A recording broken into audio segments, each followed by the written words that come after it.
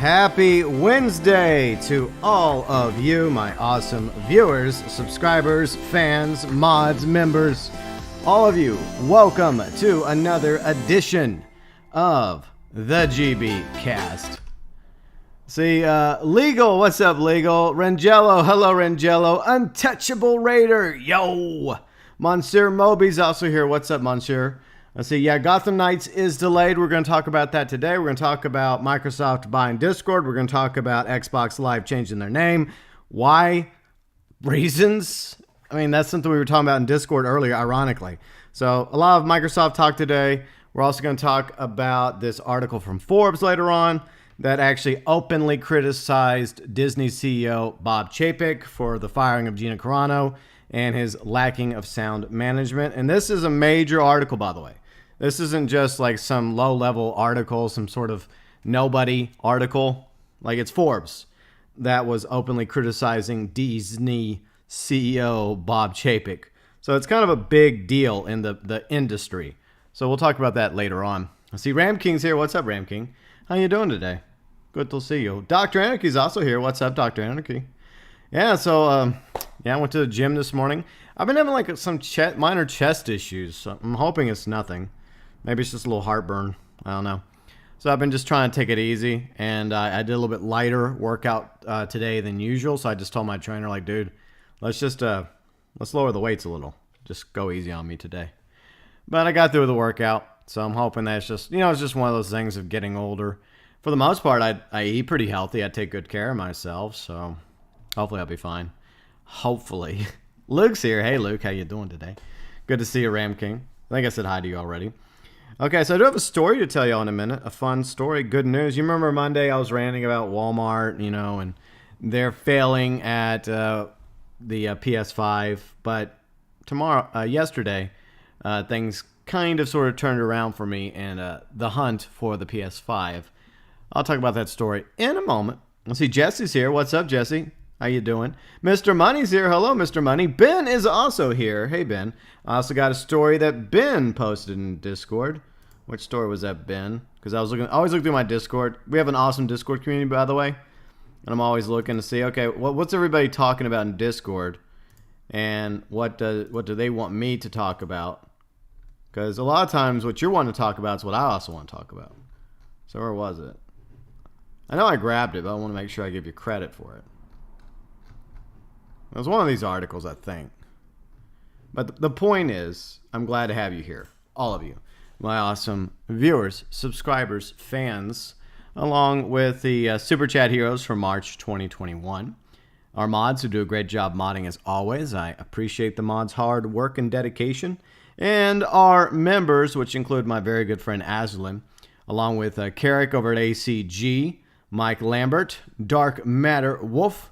The elite members include Outlaw, BELFAST Gamer, Will, MeltNet, Jesse Alvarez, who's in the chat, along with honorable mentions to our junior members ToykoTent, Conor, deforest Smith, Huttch Plays, Tommy Angelo Jr., Fat Chinese Gaming, Brett, Ramking, also in the chat, and Antonio Aristotile. Yes, that's the article we're going to go over. Yes, Ben, the Discord buyout. We're talking about that. That's at the top of the thing. But anyways, junior members, elite members in March 2021, Super Chat heroes going above and beyond for the GeauxBurns Nation. Okay, so some of you probably already aware of, I guess you could say, the victory I had yesterday. So I will run you through it. But first, let me bring up an image, something to show you all what I have managed to get my grubby little hands on. Well, I should have it next week. Hopefully. All right, so I'm doing this live, in the words of Bill O'Reilly. F it, we'll do it live! Yeah, so let me get the image real quick. But I hope you're all having a good Wednesday. If you're enjoying the GB Cast, by the way, we're doing it on Monday and Wednesdays now. Be sure and leave a like. When we talk about video games, we talk about TV shows, movies, comics, sci-fi, etc. And whatever you want to talk about. So if there's anything you want to talk about today, topic-wise, feel free and leave it in the live chat. Okay, so here it is. Let's get this baby up here. I'm gonna put it in the front and center. It's gonna be the main thing right there. It's also gonna probably go on the thumbnail. I guess I'll probably put it on the thumbnail. All right, so there you go. that is what I got my grubby little hands on yesterday. So thank you, GameStop. Because, look, I was doing some spring cleaning. Y'all may notice the office is a little cleaner. I moved some boxes. The cats aren't happy about that, by the way. I still got a bit more work to do. Okay, a bit more work. Well, let me show y'all real quick. Let me show y'all. I'm working on rearranging the office a little bit. So see, the office is nice and clean. And the cat's laying over there in the corner in her little basket. So, see, I actually did stuff yesterday. I did stuff. So while I was working on stuff, and I also like had stacks of my papers. So most of you know this. So it's a fun fact about me. I'm old-fashioned when it comes to writing my scripts for videos.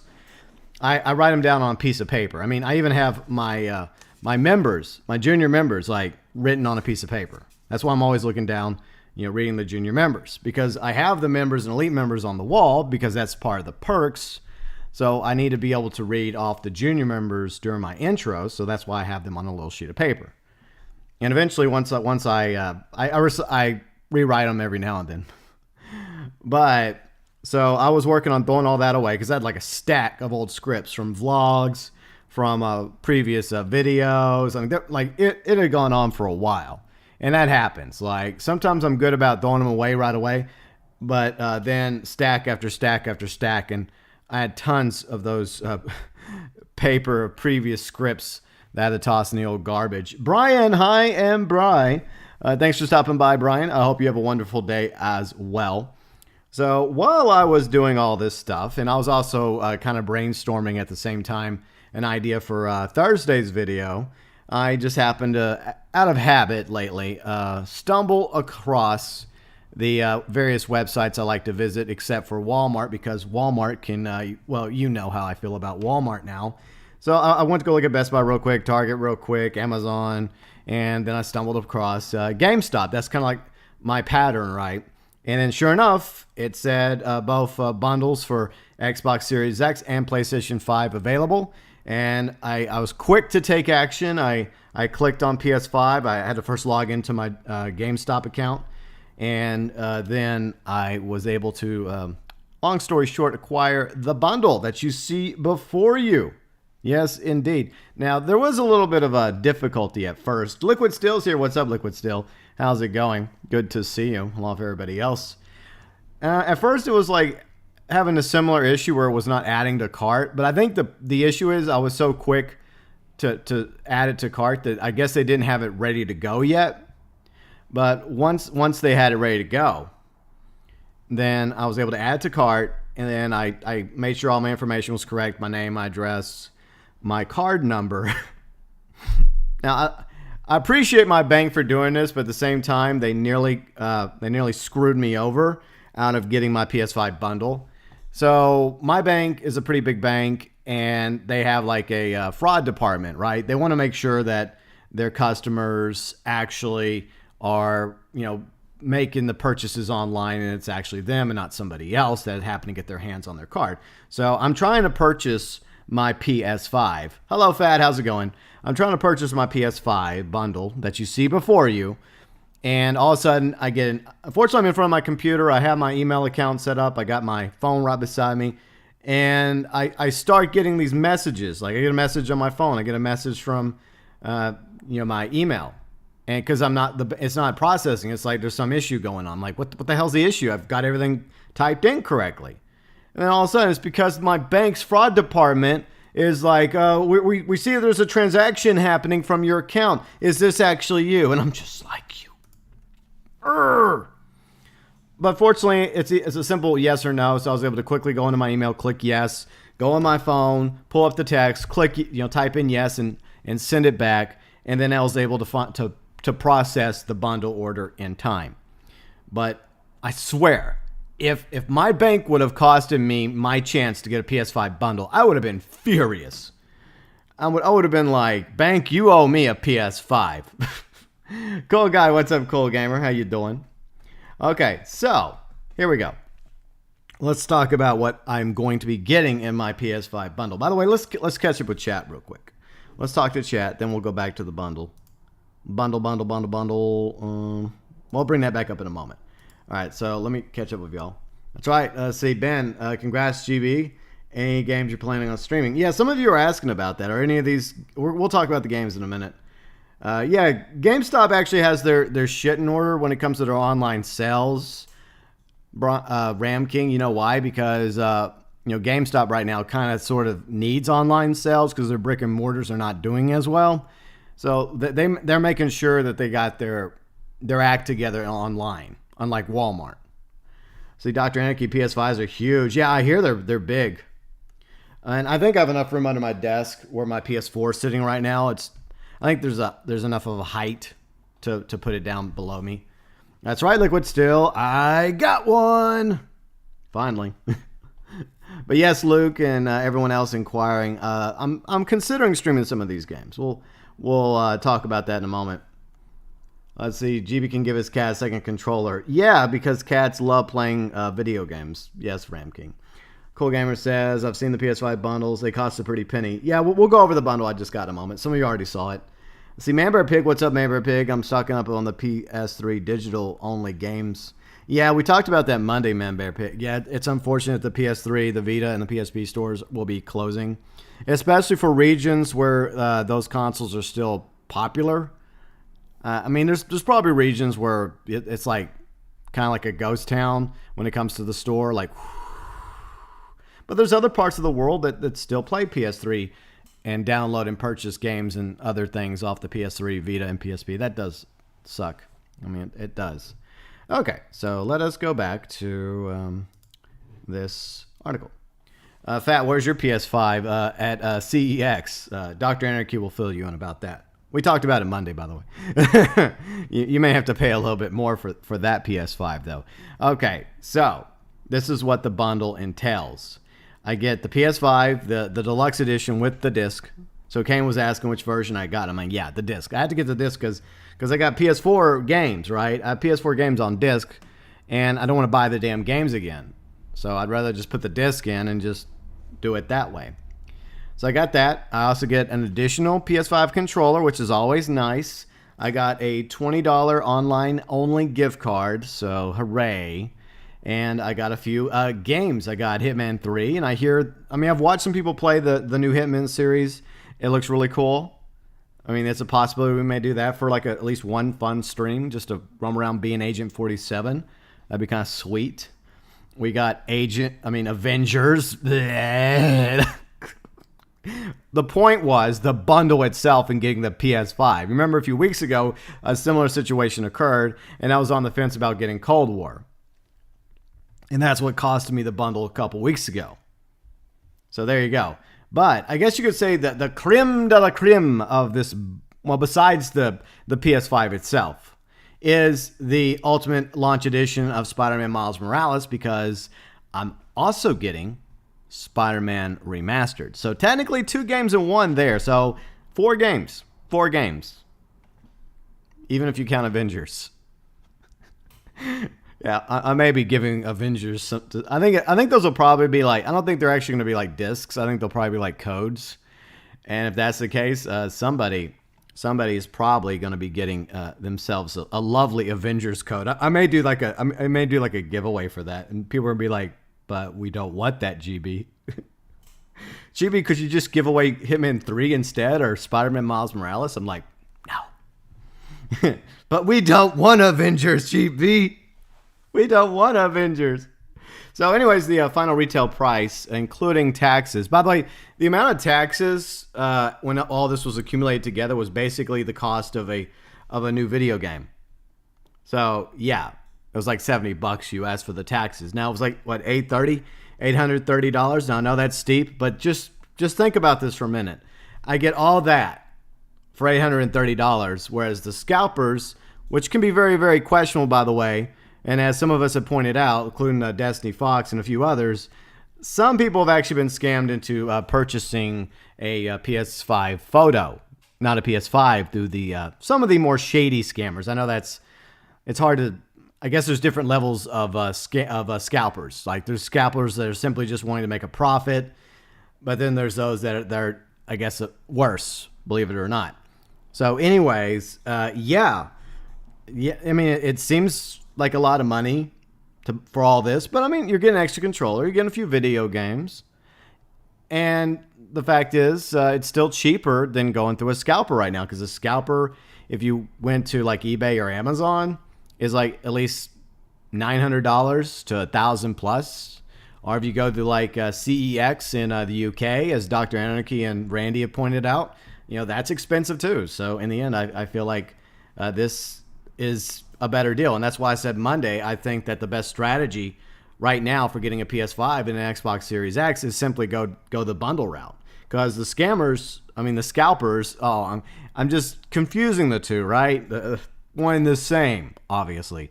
So the scalpers are just focusing on buying the console by itself, an Xbox Series X by itself or a PS5 by itself. They don't want all this other stuff because this is all other stuff they're going to have to sell, and they don't want to waste their time with it. They're lazy. They don't want to do that.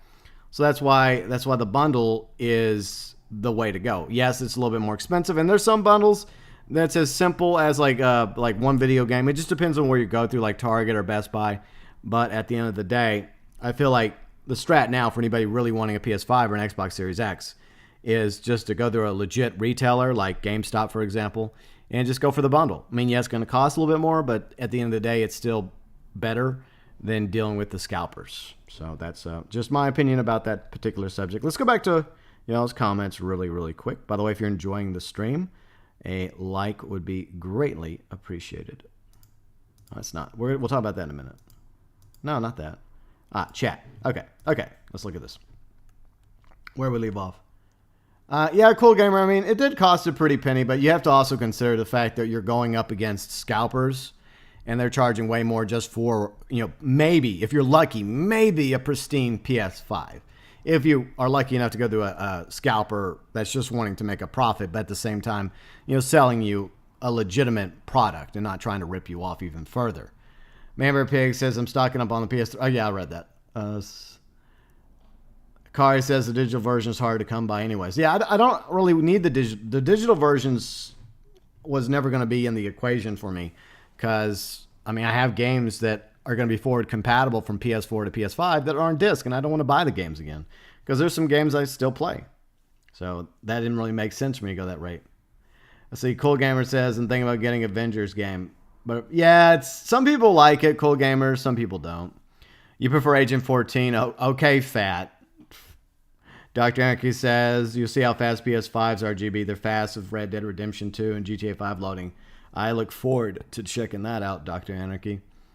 Let's see also the DLCs for the first game. Oh, it does include DLCs for Spider-Man Remastered? That's an even better deal. So overall, I think it's a pretty solid bundle, except for Avengers. But, I could just give that to a viewer, subscriber, do a giveaway if anybody actually wants it. I see Untouchable Raider. That's really random Raider. We're kind of talking about other topics, but you don't need to spam, dude. Like, I don't know why you're asking about Rebel Radio.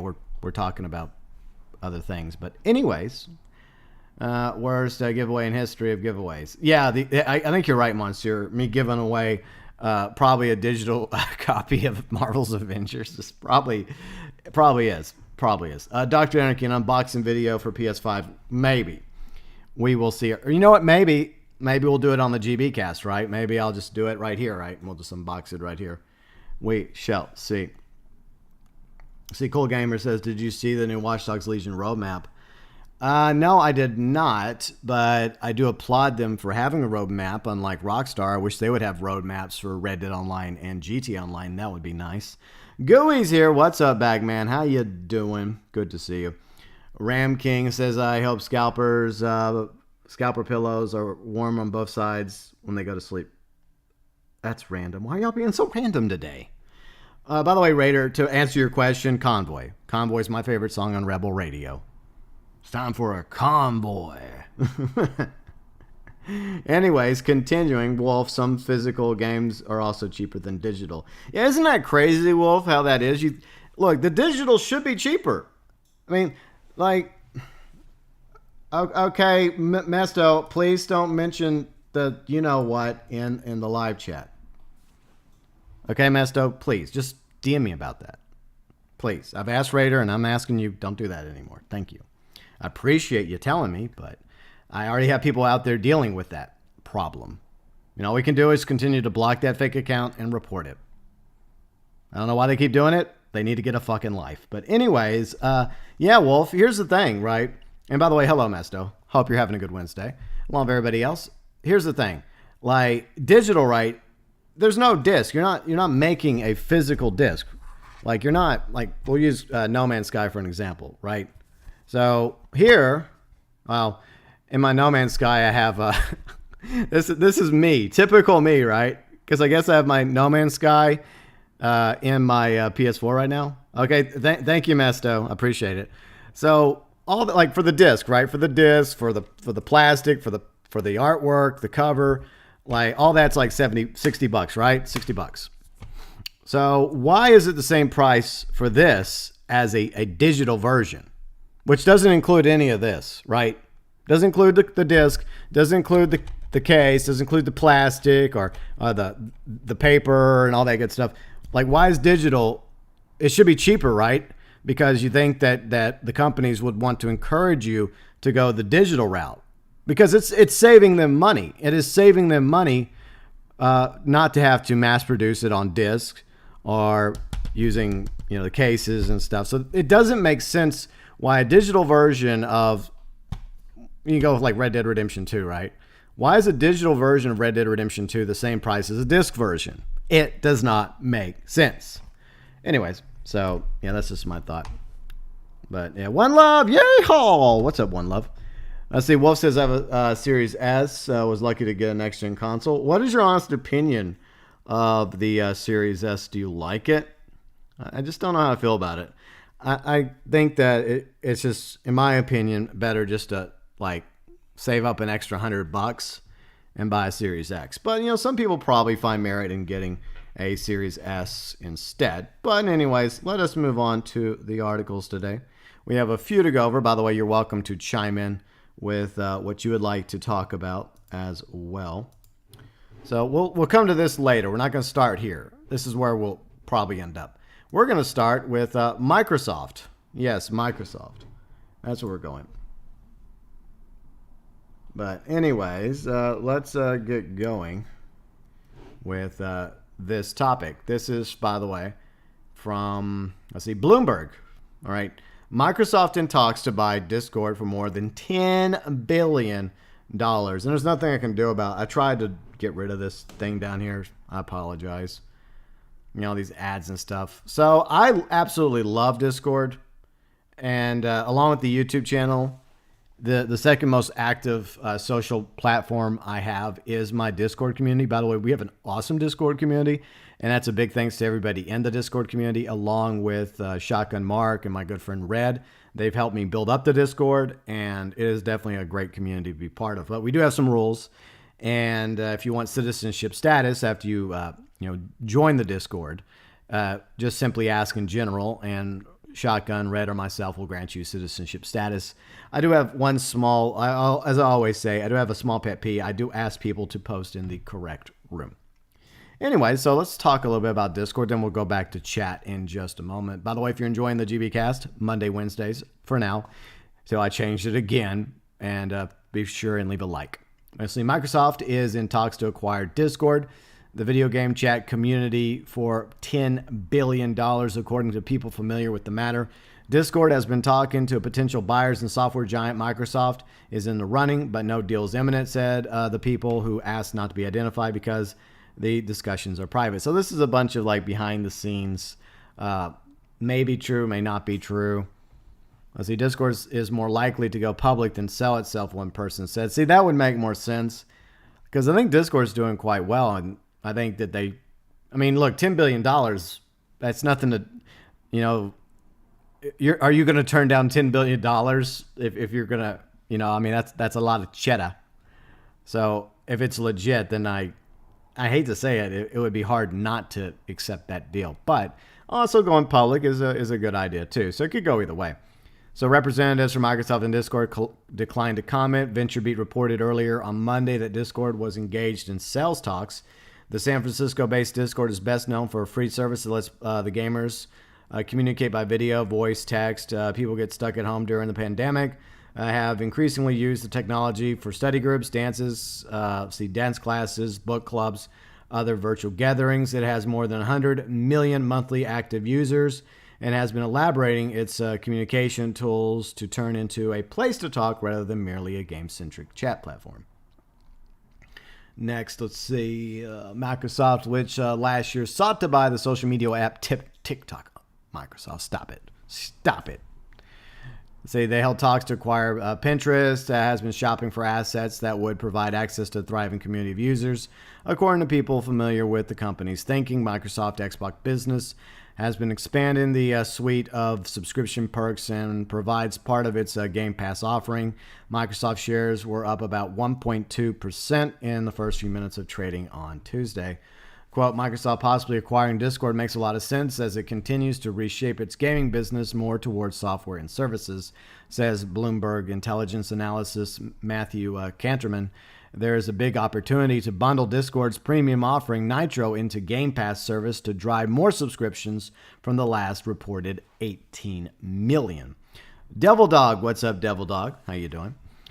Microsoft recent $7.5 billion purchase of ZeniMax Media, owner of Elder Scrolls, Doom publisher Bethesda Softworks, an acquisition of Discord would signal the Redmond, Washington-based software giant willingness to keep investing in its video game unit. We expect Xbox to remain acquisitive to keep bolstering the value proposition of Game Pass and drive subscriptions higher. Discord reached out to Microsoft and gauge interest. Xbox chief Phil Spencer has been talking to the company, according to one person. The company raised $100 million at a $7 billion valuation last year, according to PitchBook.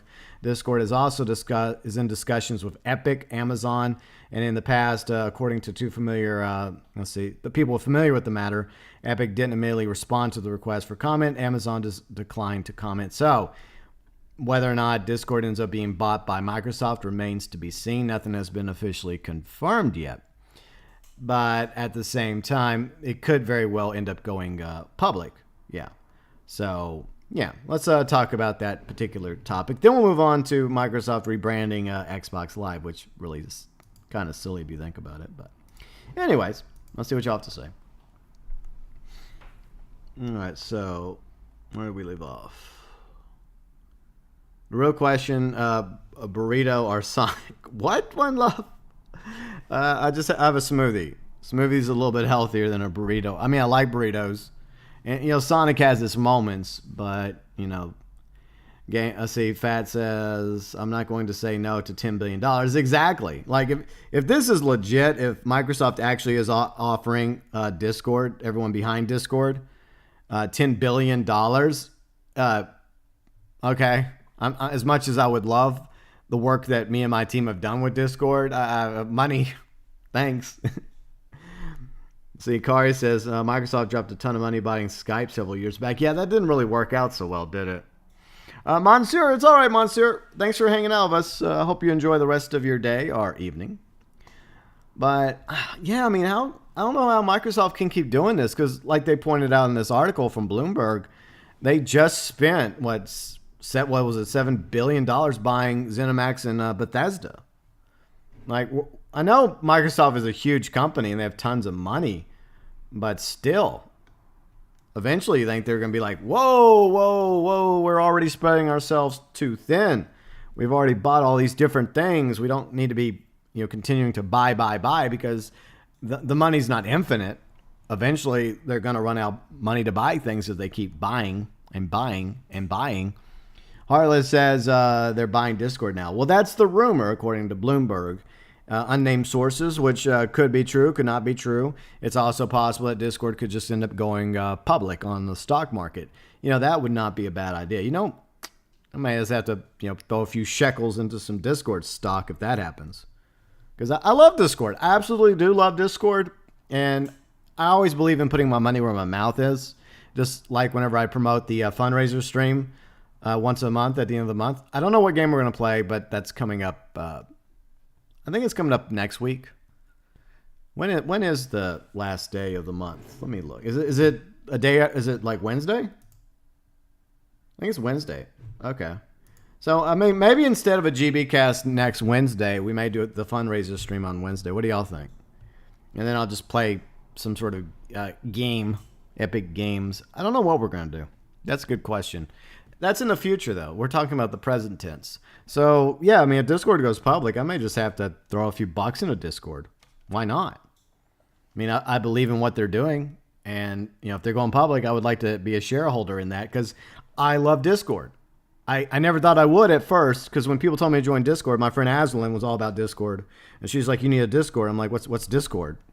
Then I got into it. I had no idea what I was doing until like my other good friend Shotgun started helping me build up my Discord community. And then my good friend Red also helped me build it up even further. And all of you have been a vital part of our Discord community. And it's a great place to be. Plus, I go into other people's Discords as well to check out what's going on with them.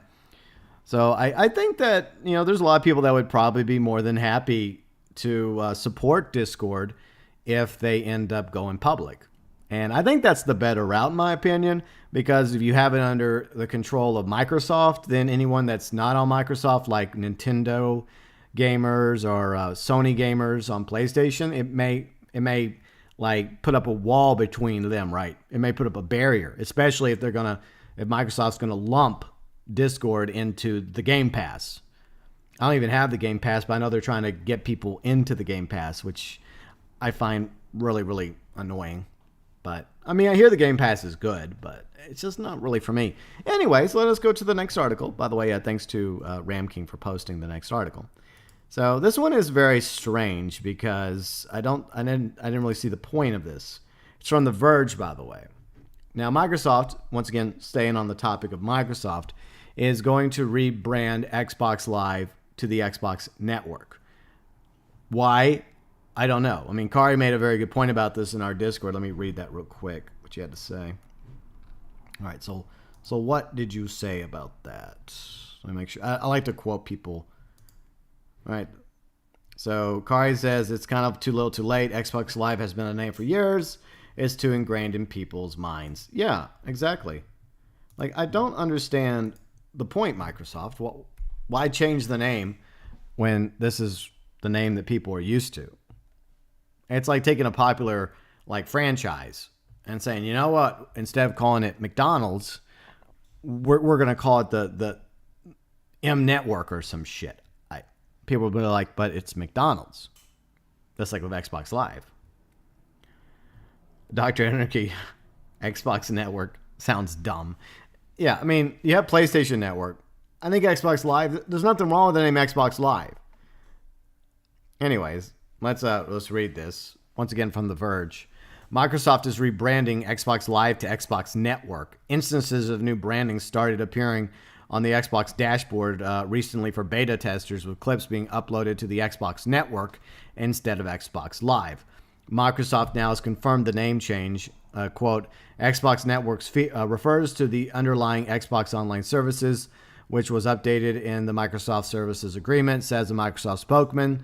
In a statement to The Verge, the update from Xbox Live to Xbox Network is intended to distinguish the underlying service from the Xbox Live Gold memberships. Okay. Microsoft has used the Xbox Live to refer to its underlying Xbox services since the launch of the original game, the original console, the OG Xbox, 18 years ago. So, I mean, that's 18 years history right there. Yeah.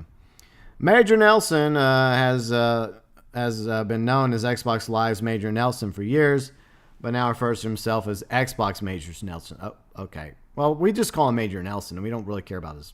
It doesn't matter what his name is. Anyways, hints at a name change originally appeared back in August after Microsoft updated its service agreement. At the time, Microsoft said it wasn't rebranding the service and had no plans to discontinue Xbox Live Gold. Instead, Microsoft went on to announce a price hike for Xbox Live that the company was forced to quickly reverse. Oh, we remember that, Microsoft. I remember. Yeah, I do. Microsoft is now planning to drop the subscription requirement for free-to-play games on its Xbox network in coming months. Games like Fortnite will no longer require Xbox Live Gold as a result, but Microsoft has yet to confirm exactly when the paywall will be removed. So, I don't see the point in calling it Xbox Network. But whatever, Microsoft. Whatever. I mean, it just feels like kind of pointless. But anyway, so that's from The Verge. Not really a big story, but it tied into what we were talking about a moment ago. So what do y'all think about that? Y'all think that it's kind of ridiculous? I think it's pointless. Just keep it Xbox Live. Like they said in the article, it's been freaking Xbox Live for 18 freaking years. 18 years it's been Xbox Live. There are adults today that were born when Xbox Live was born. All their life, that's all they've known was Xbox Live. And now you're shattering their reality by changing it from Xbox Live to Xbox Network. I know. I'm making a big deal about it when it's not really a big deal. But it's still kind of silly. Like, just keep it Xbox Live. That's what people know it as. I see Sinister. What's up, Sinister? How's it going? Good to see you. Dr. Anarchy says recall Grand Theft Auto to Theft Auto. I don't know what they would like rename it to. I mean, should it be something else? Because it's not just stealing cars now, is it? It's you do a whole bunch of other stuff in Grand Theft Auto. Liquid Steel says, since I changed my name every 5 seconds. Yeah. Well, I mean, Liquid Steel, you didn't keep your other names for like 18 years, though. So, I mean, it's okay for you to change your name, even though every time you do, I'm like, come on, man. Just keep, pick a name and keep it and stick with it. Come on, man. You know the thing. I have another friend like that. He just changes his name all the time. But, that's you. You have a right to do that. But on the other hand, like, Xbox Live was 18 years old. And now it's the Xbox Network. Or it will be the Xbox Network. I don't see the point. But anyways, I hope y'all are enjoying the GB Cast. I think I'm going to do a quick intermission. Got to go do something really quick. If you're enjoying the GB Cast, be sure and leave a like. And if you have any topics you wish to bring up today regarding gaming, TV shows, movies, comics, sci-fi, etc., feel free and leave it in the chat.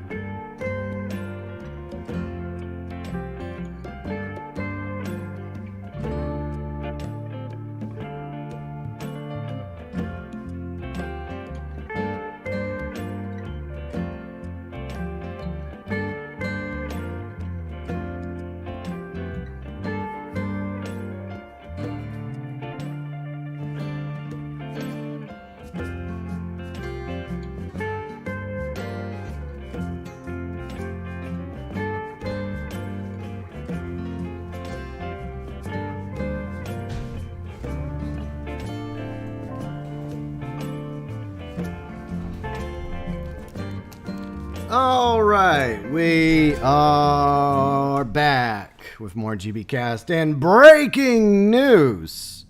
Breaking news, because I just thought about it. Because like next Wednesday, if we're going to do the fundraiser stream, because it's at the end of the month, towards World Central Kitchen, a very worthy nonprofit. That means I also have to pencil in the poker stream.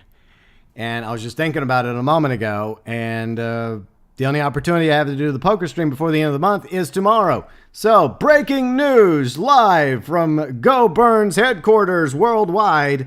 The poker stream for Red Dead Online will be tomorrow. You heard it here first. Dun, dun, dun, dun, dun, dun. Are we on PS4 tomorrow? You know what? That's a good way to say goodbye to the PS4, right? Because this weekend will probably be the last PS4 stream if the PS5 arrives next weekend. So yes, breaking news. Poker Red Dead Online live stream will be tomorrow. Thursday, March 25th, 2021. 12 Central, 5 p.m. UK. Unless the clocks have already rolled forward in the UK and the British Isles. So yeah, isn't that exciting? You got to hear it first on the GB Cast. Breaking news. Top trending topic. Dun dun dun dun dun dun dun. And then next week we will take Wednesday off from the GB Cast to do the World Central Kitchen monthly fundraiser stream. I don't know what game we're going to play. Maybe we'll play a PS5 game. We'll see. Yeah, we could do that. Maybe I'll play Hitman next week for the fun. What do y'all think? Hitman 3? Maybe not. Luke says Xbox Network doesn't sound as good as Xbox Live. Exactly. People are used to Xbox Live. So why not just keep it Xbox Live? It was pointless. Gooey. Chair theft auto. Aha. Let's see. Wolf is like calling Gears of War 5 Gears 5. Exactly. Like Gears 5. It's Gears of War. Stop doing that. Like Fast and Furious. What do they just call it now? Fast now? Fast 8, Fast 9, Fast 21 or whatever it is now. It's all about family. Family. By the way, Red, if you're watching, Fast and Furious Crossroads stream win. Come on, Red, hurry up. Let's get that Fast and Furious Crossroads stream happening. Ruben, what's up, Ruben? How's it going? Okay. Let's see. Yeah, you know what? I think that's a good idea. I think that'll be fun. Like Hitman 3, like if my PS5 arrives for Wednesday, I think we'll make some more breaking news now. So next Wednesday, we're taking the day off from the GB Cast in order to do the end of the month fundraiser stream for World Central Kitchen. By the way, thank you, Kari, for posting that. So yeah, I think Hitman 3 would be good. And we could watch me really, really screw up being Agent 47. Agent GB, what could possibly go wrong? I think we'll do Hitman. I think we're just going to do it for the fundraiser stream just for fun, Luke. I think we'll just do it for fun. But I do want to eventually stream the Spider-Man game since they're coming with the PS5 bundle. By the way, hello, Riley. Oh, you just woke up? Well, good morning or, good afternoon. I hope you had a lovely sleep. So yeah, I think that'll be fun. So tomorrow we'll have the Red Dead Online PS4 poker stream. So no video tomorrow. We'll just do a stream. And then a week from today, we will do our World Central Kitchen end of the month fundraiser stream. Which will be, I guess, if hypothetically I have the PS5 before then and all set up and ready to go, we'll stream a little Hitman 3. I'm not going to make that a series. It's just we're going to check it out and see how much fun it is. Hopefully, it'll be a good time. Let's see. Untouchable Raider says, this is a paid advertisement for wonderful Halos. Okay, Raider. Why are you being... Raider, why are you being so random today? Wolf says, don't forget God of War 4 just being God of War. Yeah, exactly, Wolf, exactly. I mean, I don't know why they do that. Ruben, if all goes according to plan... and I get my PS5 in before Wednesday, then hopefully Wednesday, a week from today, as I mentioned one more time, end of the month, WCK fundraiser stream. Of course, the donations to World Central Kitchen obviously go to a great cause. And y'all can watch me fail miserably at being an assassin. It'll be fun. It'll be fantastic. Dr. Anki says you should play Astro Playroom on PS5. I don't know. I'll look into it. I mean, there's... Like Kari said, there's a ton of games that I'm going to be able to get for free with the PS5. Like a ton of them. It's crazy. That's okay, Raider. Just maybe try to be a little bit more on topic with the discussions. But anyways, I do appreciate you and everyone else being here. Okay, so here's something we can talk about. Okay, let's talk about Gotham Knight because I'm also a Batman fan, as some of you are aware of. So, Gotham Knight, which is being made by WB Montreal, they also did Batman Arkham Origins. They did the Batgirl DLC for Batman Arkham Knight, in case you're wondering. Now, Batman Arkham Knight was made by Rocksteady. Rocksteady also did most of the Batman Arkhamverse games, like Arkham Asylum, Arkham City, and Arkham Knight. And they're also working on a Suicide Squad game. But WB Montreal has been working on Gotham Knights. And it has been delayed to probably 2022. So, anyways, this is from IGN. Now, I'm going to be honest here. I watched the gameplay for Gotham Knights. It was okay. It didn't blow me away. By the way, it's not a continuation of the Arkhamverse. It's its own separate thing. So Gotham Knights has nothing to do with the Arkham games. It has nothing to do with Arkham Origins, Asylum, our city, our Knight. It's its own separate universe that WB Montreal is making. And I think Suicide Squad might also be its own separate thing. It may be connected to the Arkhamverse. I don't know for sure. But we're going to specifically talk about Gotham Knights. One of 2021's big releases, Gotham Knights, just pushed to 2022. They discuss what it means not just for the game, but for Rocksteady's Suicide Squad, Kill the Justice League as well. Plus Xbox. Well, yeah, we already talked about that.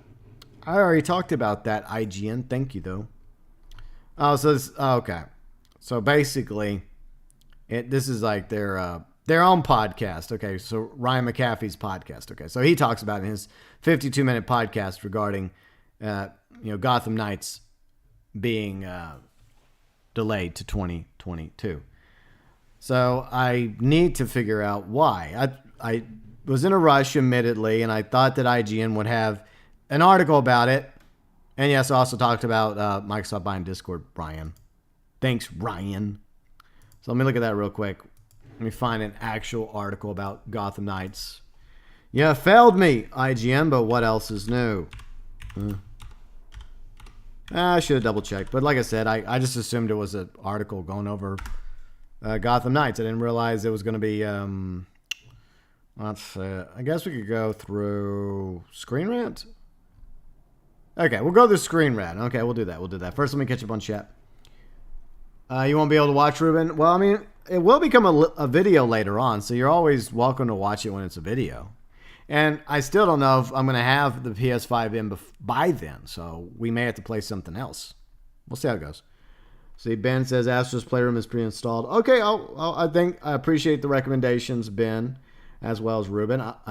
Dr. Anarchy. I will look into it. No promises, obviously, but I'll look into it at least. Okay, so let's move back to the article. Okay, so here we go. This is from Screen Rant, and this is an actual article. If I'd had a little bit more time, because I usually do double check these articles, I just made an assumption, okay, and I'm canceled for that, obviously. Fat, I'm back, and I'm kind of pissed right now. You may need to calm down. Well, I'm sorry you're upset, Fat. If you DM me about it, I'll talk to you about it later. I need at least probably another hour to get through the GB cast. But I'm sorry you're mad. And if you don't want to talk about it openly, I understand. But if you want to talk about it privately, I'm more than happy to talk to you. All right, for Screen Rant, why Gotham Knights is delayed. The Gotham Knights video game has been delayed until 2022. While Batman game fans are likely disappointed, this is ultimately a good thing. So I'm of the opinion that whenever a game is delayed, it's for good reason. It's obvious that the game is having issues, that they're not able to meet the original launch window, and they need a little bit more time, the developers, in order to get the game hopefully good for launch. Right? CD Projekt Red? I know, I had to throw that in there. Gotham Knights has officially pushed its release to 2022, while WB Games Montreal's Gotham Knights delay announced was a surprise and a disappointment for some. I don't really think it was a disappointment, I think people were like, okay. It's not like people were like, man, no, not Gotham Knights, man. That's the only thing I had going for me in 2021. No. My year is ruined. I doubt that. Sorry, I was a little dramatic. It happens. But let me know if anyone is just, is their year ruined because Gotham Knights is delayed? Did anyone actually care?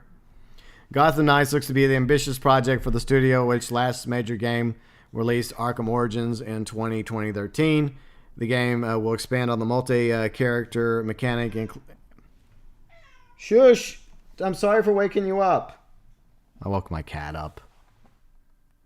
I'm sorry. I didn't mean to wake you up. Chat, y'all supposed to calm me down and tell me not to do that because my cat was sleeping. How dare you? How dare you? Anyways, the game will expand its multi-character mechanic introduced in Batman Arkham Knight by turning it into a full-fledged co-op system.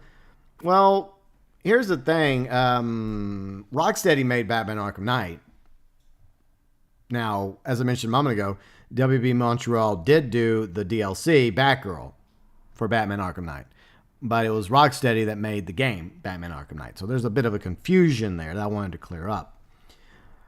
Okay, so you're going to have the ability to take control of Batgirl, Nightwing, Robin, or Red Hood in order to tame the chaos plaguing Gotham City following Batman's apparent death. He's probably not actually dead. I mean, who really thinks that Bruce Wayne Batman is actually dead? Yeah, whatever. Whatever. Okay, so there's really not much here. Okay, why? Okay, here we go. Why did Batman Gotham Knights get delayed? In a tweet posted by the official Gotham Knights Twitter account, the development team said it was giving the game more time to deliver the best possible experience for players.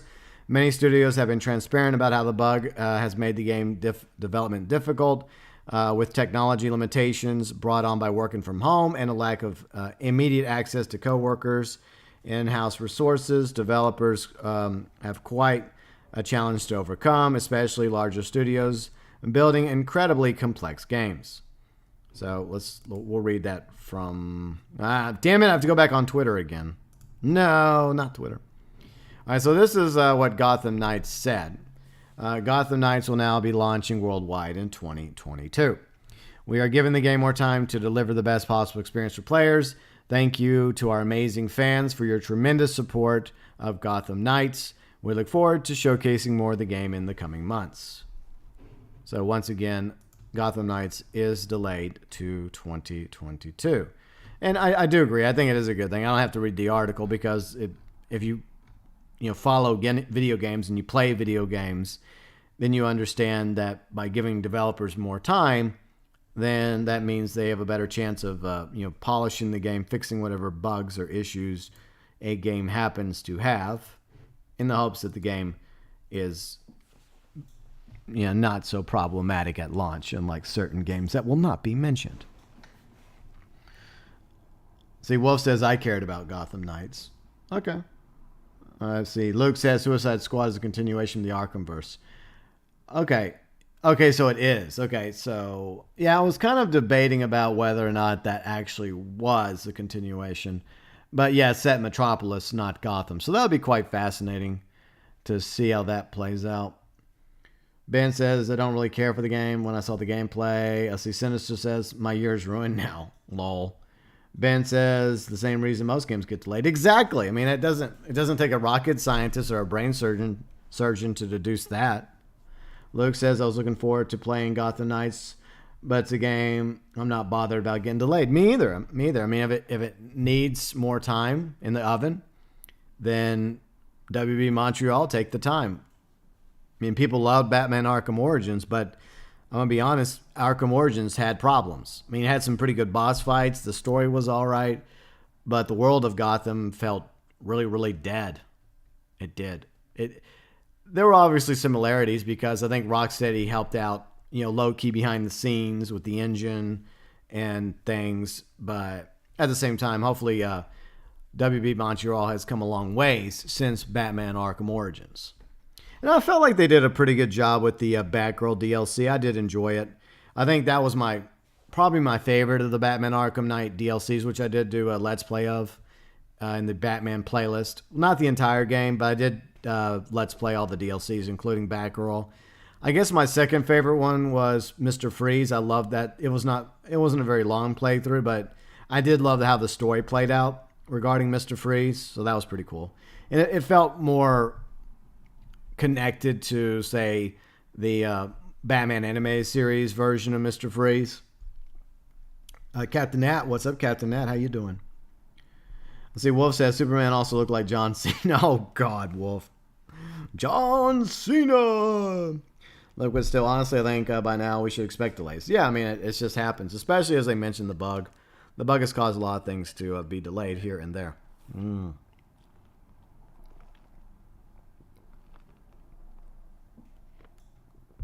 Yeah, you're right. Everything gets delayed over and over again. So, yeah, once again, Gotham Knights is delayed until hopefully 2022. And I mean, I don't know how I feel about it not being connected to the Arkhamverse. I kind of wish it was, but at the same time, I do understand the drive to create a separate universe of its own in Gotham Knights. But you are expecting me to believe that Batman's been killed off. Come on. We're not buying it. Batman's going to show up somewhere in the story. So Batman will be there eventually. Bruce, Batman, you get the idea. He'll be there. But let me know, for those of you that are kind of, even if you're just kind of sort of interested in Gotham Knights, what's going to be your character? Who are you going to be playing as? Batgirl, Robin, Nightwing, or Red Hood? Going to go in with the guns blazing with Red Hood? Which character are you going to be playing as if you end up getting Gotham Knights in 2022? How do you know what John Cena looks like? I've seen images, and because there's this thing called the internet, gooey. Have you heard about the internet? You don't have to be a wrestling fan to know about John Cena. Jeez. But that's something I want to talk about real quick. Like the whole premise of the Suicide Squad video game by Rocksteady.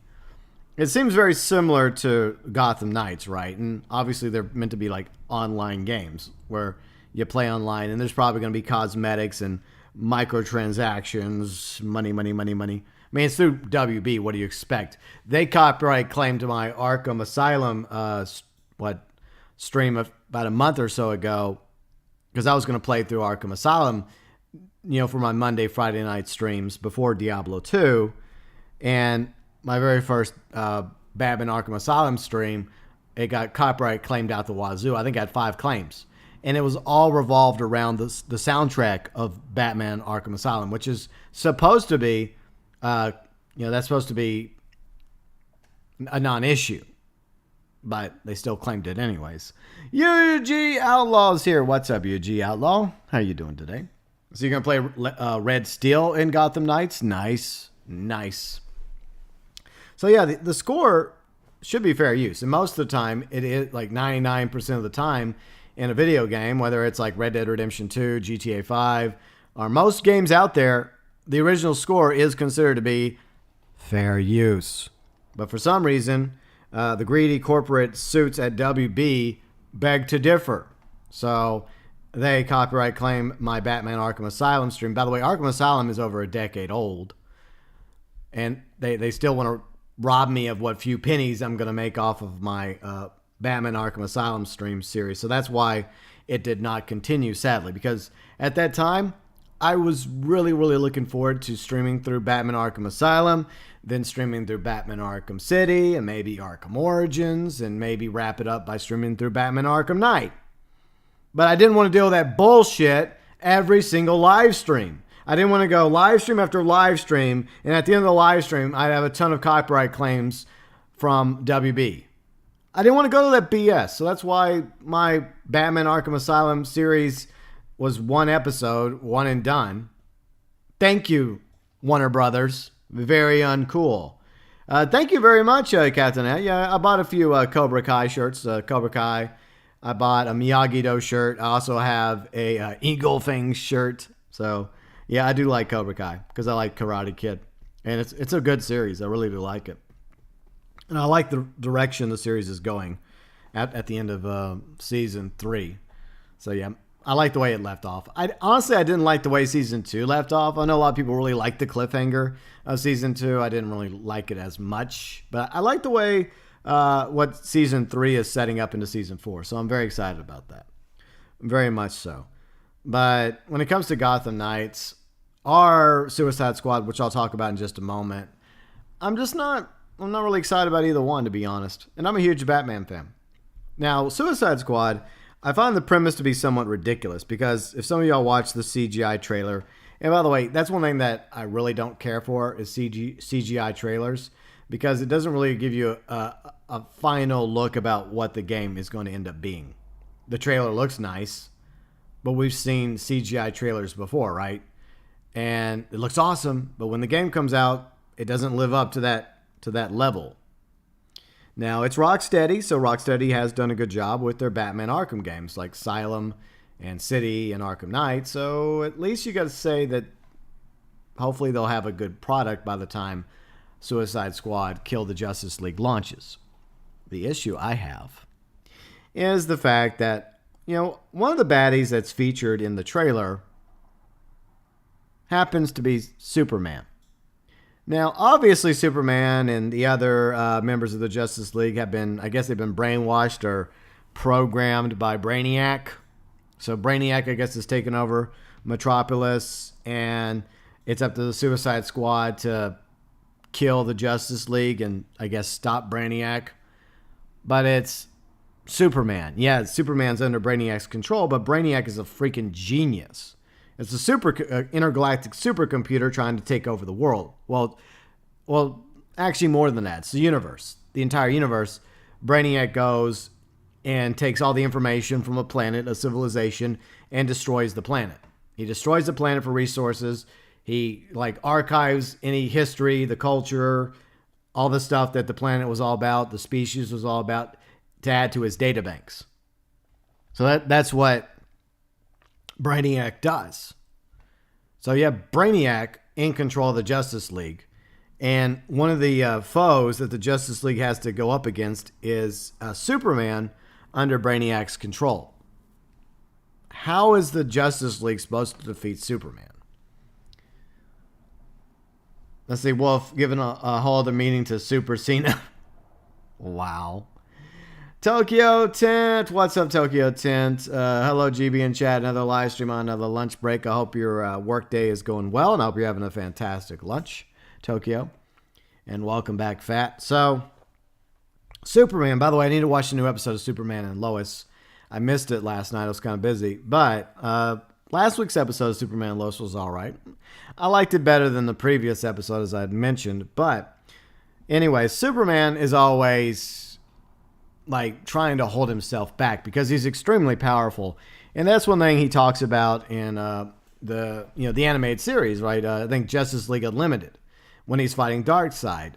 And he talks about how most of the time he feels like he's having to walk around like buildings made of cardboard because of how powerful he is. So he's always holding himself back.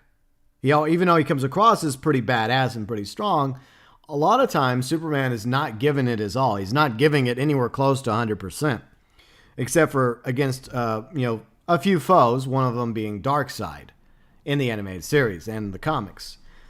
Now imagine Superman under the control of Brainiac, right? Brainiac, who has no qualms with destroying people and entire planets and civilizations and star systems.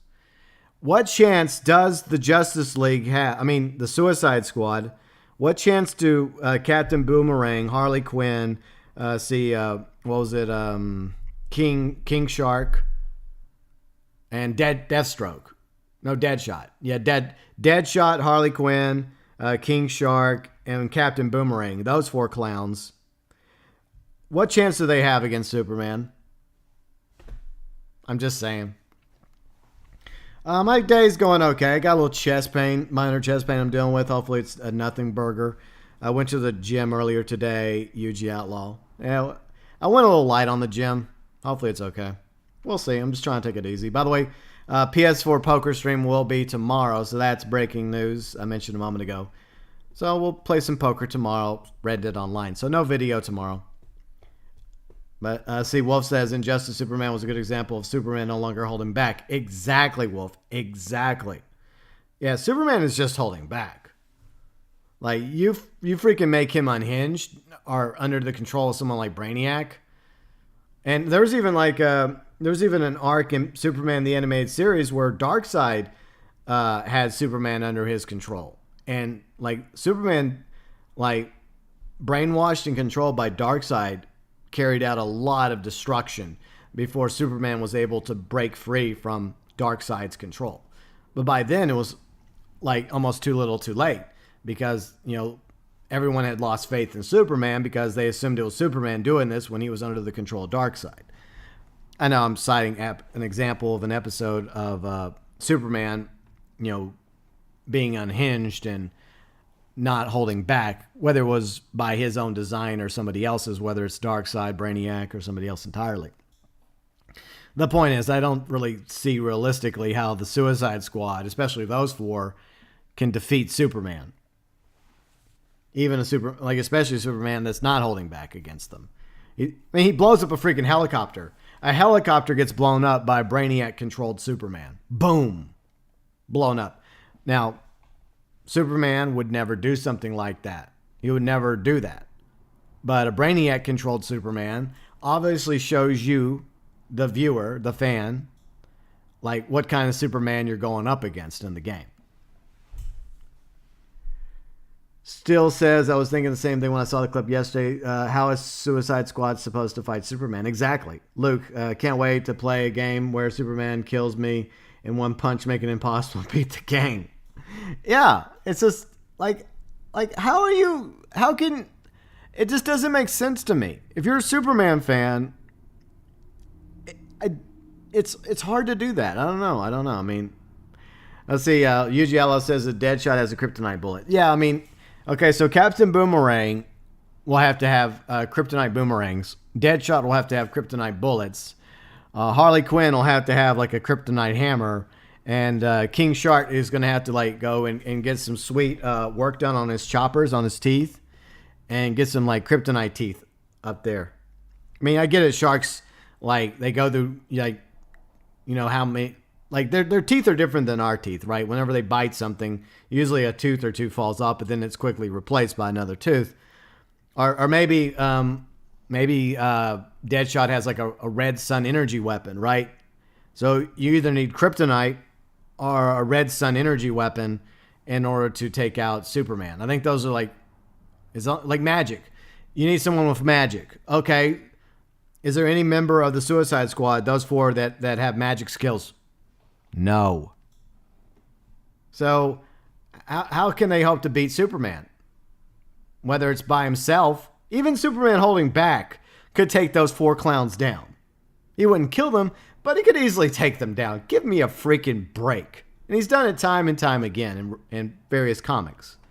So it doesn't really make sense to me. I know I'm going off on a tangent here, but it seems stupid. The premise of the Suicide Squad without anyone that has magical powers being able to defeat Superman is ridiculous. I mean, unless they have other Suicide Squad members that they're going to introduce besides King Shark, Harley Quinn, Deadshot, or Captain Boomerang, it does not make sense. Dark Matter Wolf dropping a like. Thank you very much, Dark Matter Wolf. I hope you're having a good day as well. Wolf says not only that, but most people never really returned the faith once they had. Exactly. If you go into from the end of Superman animated series into the Justice League, they even carry that over, and that's kudos to Bruce Timm and Paul Dini and the others behind the DC animated universe. Whether it was a Batman animated series, Superman animated series, Batman Beyond, the Justice Leagues, etc. They did a fantastic job universe building long before the MCU was around. And those stories, those episodes, they're still worth watching. And the quality of the cartoons still very, very good. And I have them all. I have all the Batman animated series, Superman animated series, Batman Beyond, and the Justice Leagues. They're fantastic.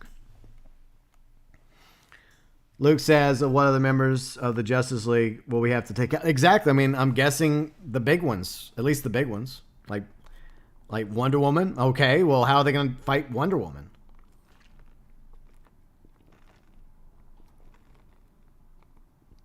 But I don't know if they've mentioned anyone else, but you have to assume that since it's called Suicide Squad, Kill the Justice League, that they're going up against the Justice League. And what makes up the Justice League most of the time? Batman, Superman, Wonder Woman, sometimes Cyborg, sometimes Green Lantern, Martian Manhunter. Let's see who else. Either Hawkman or Hawkgirl. So either way, you're running into a problem there. Who else am I? Oh, the Flash. Also the Flash, okay? So you're also going up against the Flash. So, good luck, Suicide Squad. Let's see, Ben says there is a continuation of the Arkhamverse. The Batman will be part of the Justice League. Well, I'm guessing that's the case, or else maybe Batman's like low-key helping the Suicide Squad. Maybe he's the only one that wasn't turned by Brainiac. And I mean, you have to have somebody in. Oh yeah, Aquaman as well. You're right, Aquaman. So you also have Aquaman in the Justice League. Thanks, Wolf. So I mean, I just don't see how the Suicide Squad could beat any of them.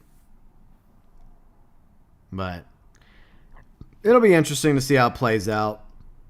And once again, Gotham Knights is delayed to 2022. But I think Suicide Squad still coming out this year? The video game, I think. Anyways, so we're going to move on to our final topic for the day, unless y'all have something else to bring up. Now, a lot of you know how I feel about the firing of Gina Carano, who played Cara Dune in The Mandalorian. I absolutely love The Mandalorian. And I think that Disney and Lucasfilm firing Gina Carano was a huge mistake. It was such a big mistake that a lot of people canceled their Disney Plus subscription, which ended up actually hurting WandaVision. Like WandaVision's numbers started going down after the firing of Gina Carano because a lot of Mandalorian fans were sticking around to watch WandaVision as well, myself included. But after Disney and Lucasfilm caved to cancel culture and fired Gina Carano over what was basically something she had a right to, even though it's a comparison that's often used to a horrific event in history, she was not being anti-Semitic. She was just using it as a comparison between back then and, the possibility of history repeating itself. Pedro Pascal did something very similar. He plays Din Djarin in The Mandalorian, and yet he didn't get canceled over it. So it shows a double standard in Hollywood when it comes to, certain people's political views. Certain people are allowed to not be canceled while others get canceled. So it's just ridiculous. No one, in my opinion, should be canceled, by the way. People should have a right to their opinion. It's called the First Amendment. I mean, in the United States, we have a First Amendment, but it's freedom of speech. All right, so let us talk about the Forbes article. So the reason why I'm bringing up the Forbes article is because obviously the Forbes is a big magazine, and this isn't some smaller news site or independent little group that even if they do good work and they make good articles about this topic and that topic, like Forbes is like way up there, right? When Forbes makes an article about something, people pay attention to it. Since the firing of Gina Carano, not only has Disney taken a hit when it comes to the cancellation of Disney Plus subscriptions, they'll probably never mention that, by the way. What a surprise!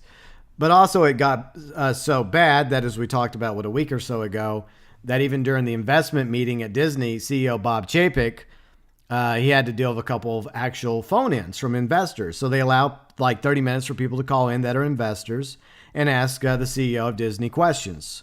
And two of the questions revolved around Lucasfilm. First off, why was it okay to fire Gina Carano and not Pedro Pascal or anyone else that had posted something, questionable on social media? Was there a double standard?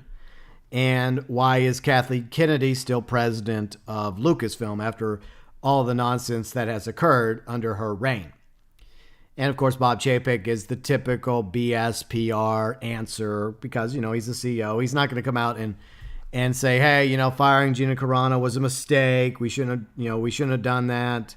And yeah, you're right. Kathleen Kennedy sucks. She's done a terrible job as the president of Lucasfilm. We won't be renewing her contract. Once her contract's over, she's done. He's not going to say that. He's not going to say that. But here's hoping that behind the scenes, they know that something needs to be done. Hopefully. So, Forbes magazine article, Forbes.com, in case you wish to read along. Disney's firing of Gina Carano is confusing, hypocritical, lacking sound management. So, let's hold on. I was on the wrong monitor. That's why I couldn't scroll down. So, anyways, This writer, he says, I've been sitting on this article for a while, allowing my opinion to form. And that's something that many companies don't do enough of these days. Ooh, burn. Burn. No, that's got to hurt.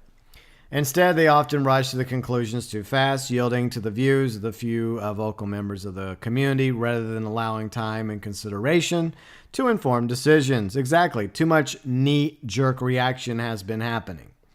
The latest example is Disney's firing of Gina Carano. By the way, Disney is down by one. I like how they put that in the stock number. It's down by like 1.1% right now. That's kind of cool. I like that. The firing of Gina Carano from The Mandalorian in February. She's never openly claimed to be conservative, by the way. She's never claimed to be conservative. So, I mean, maybe she's a moderate like me. Maybe she sees merit to both points of view. But it's like everyone on the... This is why I'm a moderate, because I look at the conservatives like you're just assuming she's a conservative. I mean, maybe she's not. Maybe she just has her own opinion. And just like everybody else, she has a right to her own opinion about being canceled or fired or thrown out of Hollywood. Let's see, she is a conservative who is not shy about expressing her views. Her views actually seem kind of down the middle. They're kind of down the middle. I know. Let's get back on the article, shall we? The latest being a comment comparing the conservatives being... It wasn't really conservatives, though. Okay, so, it was just people that were voicing opinions that were different than those of the woke SJW cancel culture, which could be a variety of groups, not just conservatives. So, yeah, she made that comparison to, that event in history. Let's see, is an exaggerated comparison? Yes, but enough to fire her? Doubtful. She's more guilty of a bad comparison. Gina should have likened today's conservative cancel culture to the 1950s congressional hearings held to expose the entertainment people who are sympathizers of the Communist Party. 10 influential actors and screenwriters were eventually jailed and blacklisted by major movie studios for denouncing the hearings and refusing to name those who had expressed communist sympathies. That's a better comparative. Ironically, when Disney fired Gina Carano for her opinions, it inadvertently proved her point. We can disagree as to whether Disney was justified or not in firing Gina, but one thing is clear. Disney's management of its social responsibility persona is woefully flawed. To begin, the company's approach is confusing. Many assert that Pedro Pascal, the star of The Mandalorian, offered similar analogies that Gina Carano did, though with a liberal bent. When he shared now deleted Instagram comparing Trump voters to, bad guys from WW2, Pedro Pascal got to keep his job. And Wolf does have a good point. Yeah, Pedro Pascal is technically the star of the show. And I'm sure that he did have a talk by, some people inside Lucasfilm and Disney over his tweet, because he did take it down. Why didn't Gina Carano get the same thing, right? Why didn't she get the same treatment? Simply just take it down. Please don't post this while you work here. We would appreciate that. But no, she just gets outright fired. So that's the problem I have. Freedom of speech is okay. It's totally fine. But it should apply for everybody.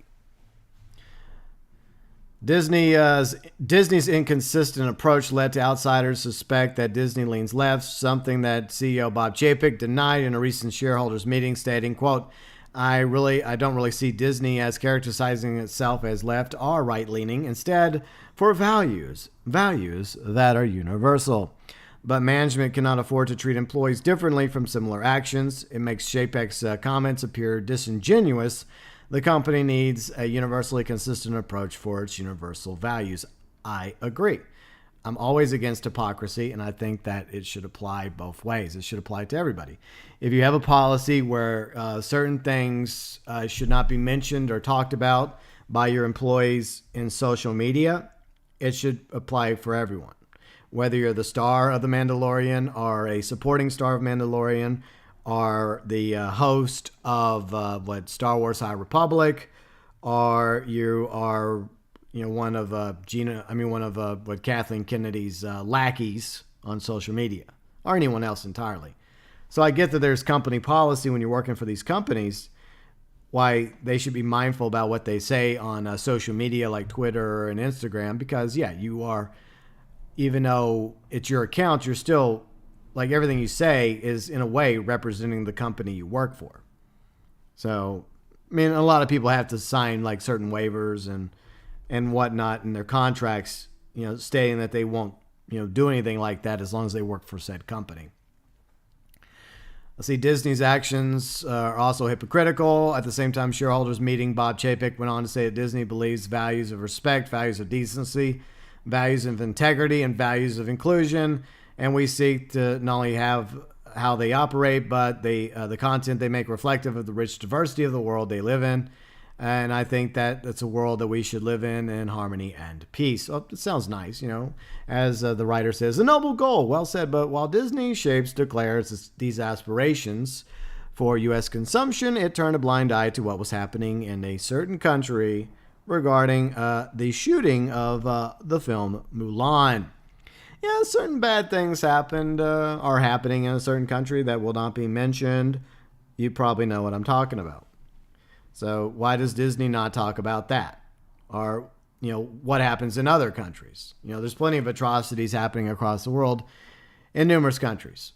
And yet, at the same time, no mention, no word, nothing at all. Just so ridiculous. Disney's approach is dangerous. Canceling people for their views is a slippery slope. The maxim, I disapprove of what you say, but I will defend to the death your right to say it. Exactly. Like, that's the way it should be. That's the way it used to be. So it's losing ground to a rather frightening alternative. I disapprove of what you say. I will cancel you for it.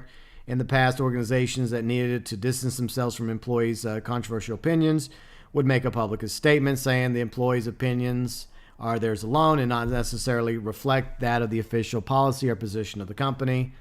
That's the way it used to be. That's the way it should still be, right? Let's see, banishment was reserved for more egregious behaviors like, abuse, assault, robbery, murder. 1950s blacklisting experience reinforced our belief that speech and political affiliation need to be protected, but we seem to have forgotten that lesson. Well, that's the problem with history. That's what Gina Carano was talking about. Lessons of history. If you don't learn from history, you are doomed to repeat it. Companies cancel people for their opinions, feeds a dangerous cycle. The more they cancel, the more they embolden the mob to target people and organizations.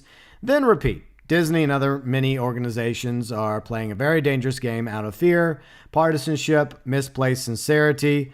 The beast they help to create and indulge may eventually devour them. Yes. About waking up my cat again. Absolutely. That's the problem. When you try to cater to the mob, for the moment, it may feel like the mob is on your side, but it's only a matter of time before the mob turns on you. Case in point, French Revolution. First the king lost his head. Then Marie Antoinette lost her head after telling people to eat cake. And eventually those that tried to lead the mob, they went a little too far. And then they themselves went to the guillotines. That's the way this entire eye for an eye, nonsense goes. As companies cancel people, okay, I read that part. Okay, organizations need a more thoughtful system, not a knee-jerk reaction to guide decisions regarding who gets fired. They need to specify what constitutes the more egregious offenses. It needs to be transparent so that the rules are known, not hidden in vague platitudes open to interpretation. It cannot be the decision of one person. It should be made by a group of people with varied views who apply a standard yardstick. They need to balance the right to free speech with social responsibility, and they need to take into account that not simply the highly vocal individuals who are fast to complain, but the mainstream audience who need time to digest the situational nuances. Exactly. Case in point, a new poll conducted by Public Opinion Strategies found that 58% of people opposed Carano being fired. That is 58% of the population, a majority. It jumped to a whopping 72% when they saw the post of why she was fired, leaving only 28% who felt Disney was justified. It makes Disney appear to be exaggerating when it later said their social media posts were abhorrent and unacceptable. And how, they had no freaking idea what they were talking about when they fired Gina Carano. No idea. They gave in to the cancel culture. Kathleen Kennedy was looking for an excuse to get rid of her, and her minions convinced Kathleen Kennedy that this was the smoking gun, and so Kathleen Kennedy took action.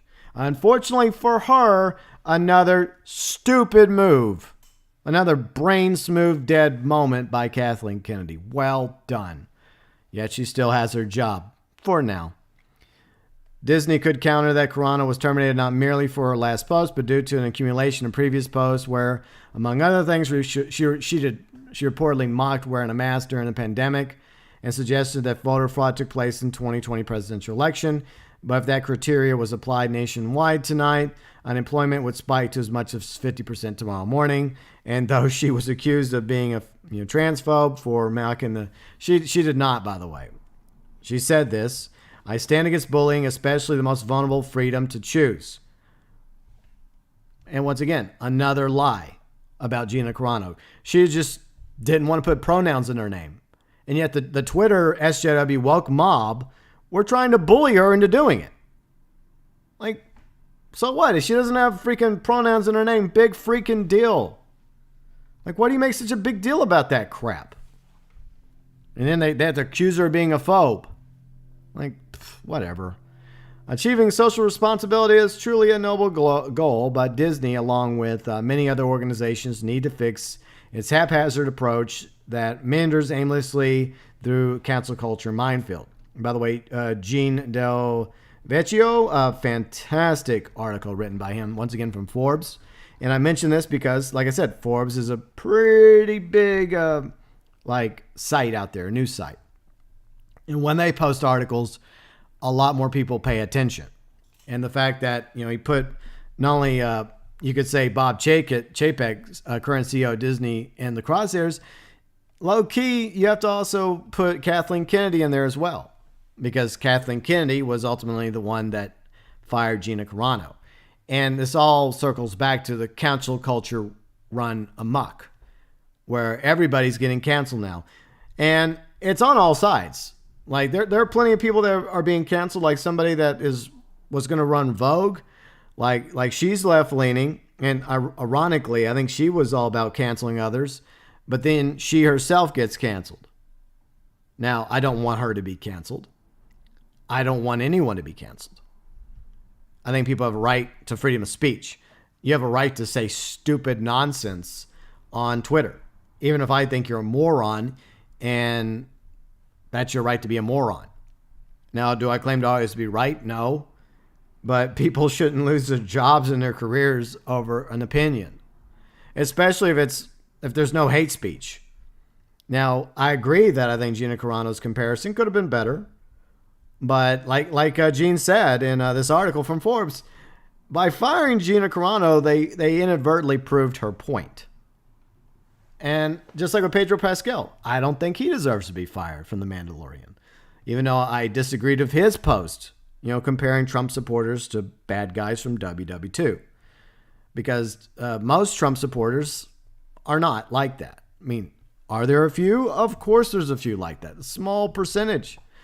But, unfortunately, we have a small percentage of our population that are like that across all walks of life, on all sides. You have hate. But I feel like we've come a long way since the civil rights movement, and things have gotten better. Things still have a way to go in that regard. But with what the cancel culture, the SJW, woke brigades have been doing, is they've been bringing us backwards. The divisiveness is happening again. When we were naturally coming together, slowly but surely coming together, and getting past hate and getting past racism and other isms and phobias, and becoming a lot more tolerant society naturally. Well, at least in first world countries. There's some countries out there still very, very intolerant, but you probably know some of those countries I'm referring to. So there really was no need for this divisive tactics that are being carried out, the fear-mongering through the cancel culture. You better watch what you say or you're going to get canceled, or you're going to be falsely accused of being this and that, and you're going to lose your career, and you're going to be practically thrown under a bridge. I mean, that's I guess that's what they want from some people, right? Even if you made a joke, like a joke that was acceptable 10 years ago, it's no longer acceptable now. And they don't go into the context of the joke. Like, well, 10 years ago, okay, it was okay 10 years ago to make this joke, but now it's not. No, they just want to cancel you anyways. And are there some people that go into tirades on Twitter that say stuff they end up not regretting because they're drunk? Are they on some sort of prescription medication like Roseanne was? And they say things that they shouldn't have said? Absolutely. And she really shouldn't have been tweeting some of the things she said. But I don't think she deserved to be fired. I think that she should have had a chance to come forward and make her case. Like, I regret what I said, but here's why I did it. I'm on this medication, blah, blah, blah. Then maybe some more people would understand. Be like, you know what? It has come out that this specific medication I dare not mention because, Big Pharma has caused certain side effects to occur in people. But no understanding, no tolerance, even though they claim to have, understanding and tolerance. They just outright want to cancel her. And her own fellow co-stars on Roseanne just stab her in the back. Even though if it wasn't for Roseanne, a lot of them wouldn't have careers. And if it wasn't for her, Roseanne would have never been brought back and given them, I guess, a new lease on life, a chance to get their career back on track. How do they repay Roseanne? Knives to the back. So that's cancel culture for you. No loyalty. They'll stab you in the back at the first possible convenience. All right, let's see where we leave off. Let's see. Wolf says Pedro's the star of the show. Yeah, I mean, I understand that. But, I mean, the reality is I didn't want him canceled anyways. I didn't want him fired for what he said. I disagreed with his point of view, but also it was his right to have that point of view. But you have to apply it both ways. I don't think that Gina Carano deserved to be fired either. So I disagree on both accounts. Like, either you have one standard where either free speech is acceptable or it's not acceptable. And I can understand, working for these companies, whether it's in, the movie industry, the gaming industry, etc., that as long as you work for Disney or you work for this company or that company, that there's certain things that you may say on Twitter or social media that may inadvertently hurt the company you work for. But that rule should apply to everybody that works at these companies. Everybody. There should be like this guideline. When you're getting hired by Disney or Lucasfilm or whatever, they talk to everybody like, look, when you're on social media, please don't talk about this. Please don't. Because you have a right to your opinion, but as long as you're working for our company, it could hurt our brand. So please don't do it. And that's why I think that maybe that's the way to go for a lot of people like working for Lucasfilm or for Disney. Maybe that's the policy they should have going forward. Like, as long as you're here, please don't talk about these specific topics in social media because they're very divisive. You have a right to your opinion. You have a right to your political leanings, whether you're right or left or in the middle. But when you're representing us, as long as you're working for us, therefore, please don't do this. And that rule should apply to everybody. Not just on the left, but on the right, but in the middle as well, and everywhere in between. Paradise Gamer's here. What's up, Paradise Gamer? What's happening? Wolf says there's still the problem where people who want to enjoy High Republic are insulted by friends. Well, I mean, I would like to live in a world, Wolf, where the fans of the High Republic have a right to enjoy the content of the High Republic. The problem is action equals reaction.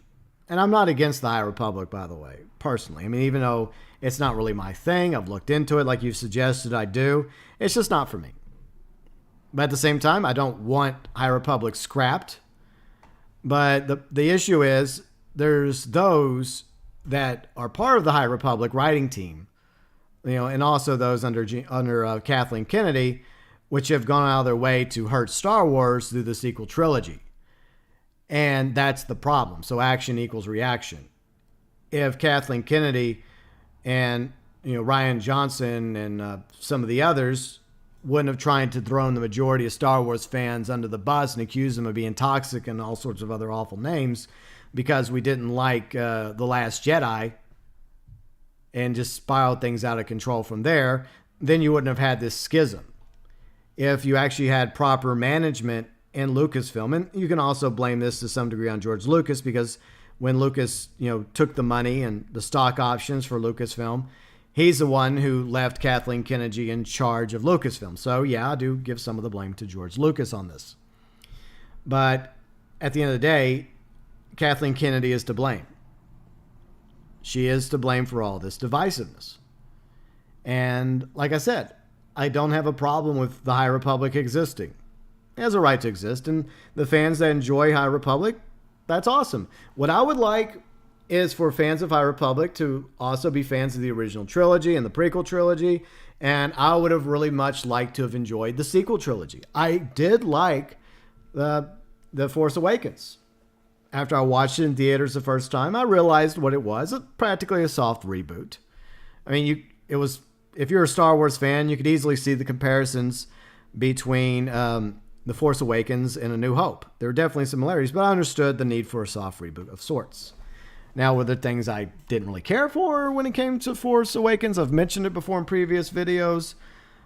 However, I left the theater optimistic that the next two movies were going to be really, really good. They set up some new characters. They brought back some older characters like Han and Leia, and then, of course, Luke at the end. It left the majority of Star Wars fans excited for Episode 8 and 9, and it left a lot of us to believe that Lucasfilm, under Kathleen Kennedy, had an actual plan for the sequel trilogy. Like they had this, I talked about it a couple times already over the past few GB casts and other videos, that they had some sort of plan, like an arc, and the direction these characters were going to go from Episode 7, 8, and 9. And by the time it was over, the sequel trilogy was going to be a pretty solid trilogy worthy of the Star Wars name. Unfortunately, that did not occur. Things fell apart after The Last Jedi, and despite J.J. Abrams' best efforts to try and, turn the ship from the direction Rian Johnson sent it was too little too late, and I feel like it only made a bad situation worse. Compounded by the fact that you had Kathleen Kennedy and her lackeys doing their part on social media to demonize a huge percentage of the Star Wars fan base in the process. So that's the problem. And naturally, that's why people are, they don't give the High Republic a chance. But I don't know, maybe one day people will look back at the High Republic in the future when all this dies down and when Kathleen Kennedy is gone and we have somebody better like I would like very much for Jon Favreau to take over Lucasfilm. That's what I would like. Someone like him. Maybe by then maybe this back and forth will come to an end. And then people will finally be like, okay, now that we're chilled, now that Kathleen Kennedy's gone and some others within her ranks that were causing these problems and this divisiveness, maybe now there'll be more people willing to give the High Republic a chance. Because there were some interesting concepts whenever I did a video about High Republic a while back. There were some things I found silly, but there was potential, and I always try to give something a chance. And I'm glad you enjoy the High Republic. And for anyone else that enjoys it, that's fine. High Republic has a right to exist. In my opinion, the Old Republic has a right to be canon as well. And also the Star Wars Legends, the expanded universe. Especially in light of the sequel trilogy being a disaster. And there was some dumb stuff that was in the expanded universe too. But there's some good things as well, like the Dark Empire trilogy. That was the first time we saw the resurrection of Emperor Palpatine. The Thrawn trilogy, which put Grand Admiral Thrawn in the spotlight and made him a worthy enemy to the New Republic. There was some other stuff as well that came out. Good stuff, bad stuff. I wish a lot of that would have remained canon. Especially since the sequel trilogy was kind of a bomb. See, Gooey says, JJ, Dave, John should have made the calls. Yeah, that's what I think they should have done. Even though I do have some issue with J.J. Abrams, I'm not a J.J. hater. I'm just critical. I think he's a decent director, And obviously he's not the one that does the majority of the writing. He does have writers that come on board. But he did one of the writer, like the writer for Last Jedi was a writer for one of the writers in the original trilogy. So that was a good start. But at the end of the day, I think that what should have occurred if J.J. Abrams was not going to be the director of Episode 8 and 9 originally, because, Rian Johnson was going to be the director of Episode 8, then Colin Trevorrow, Episode 9. And by the way, I thought that the first draft of Duel of Fates, which was the original title of Episode 9 by Colin Trevorrow, was brilliant. It needed some work because it was written before Carrie Fisher sadly passed away, so they would have had to written Leia out of the movie, which is what Colin Trevorrow was going to do. But then Kathleen Kennedy, being Kathleen Kennedy, one of many examples of the crimes of Kathleen Kennedy, she refused. She refused to have Carrie Fisher, Leia Organa, killed off in Last Jedi, even though post-production, there was a year till the movie was going to come out in theaters. They had time to do some reworking in order to either A, kill off Leia during the movie, or B, with some quick editing skills that would take me 5 minutes at the most. Not even 5 minutes, because I have video editing on my computer, right, for my videos. I could go into The Last Jedi, where spoilers, by the way, where, after Luke does the Force battle against Kylo Ren, Force projection, you have him sitting on the rock, right? And before he ghost fades, cut. Boom. You could have just done that. Or you could cut and then all of a sudden show the X-Wing taking off from the planet Octo and flying off, indicating that Luke Skywalker had decided to join the fight against the New Order. The First Order. Yes, the First Order. And go train Rey. And then you would have a full year in between episode, because I think it was a year between episode 8 and 9, a full year of Luke training Rey to become a Jedi.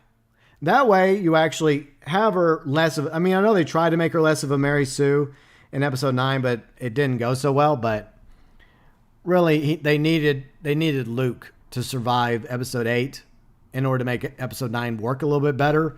Alas, they did not. And it became painfully obvious that they with whatever they did regarding Leia's character, that was unnecessary. They could have simply just said that Leia passed away in between, or they could have started off episode 9 with the passing of Leia Organa. Like, sadly, she passes away, and it leads doubt to the future of the Resistance. They could have done that.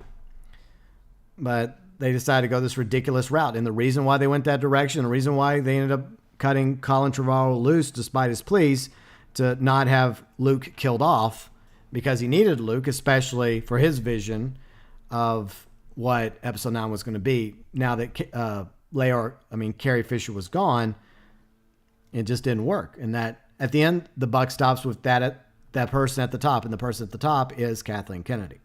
So she is to blame for a lot of bad things that happened. Does she get credit for some things? Yeah, she gets credit for the success of Force Awakens. She gets credit for Rogue One, because a lot of people, including myself, I liked Rogue One. But she also has to take the blame for other decisions that she has made. And she's made a lot of bad choices. And so, unfortunately, it's a lot of back and forth, And until Kathleen Kennedy is gone, then there's going to be this hostility that continues to exist. That's just a fact. But I think that, I think that the best thing would have been if JJ wasn't going to direct episode 8 or 9.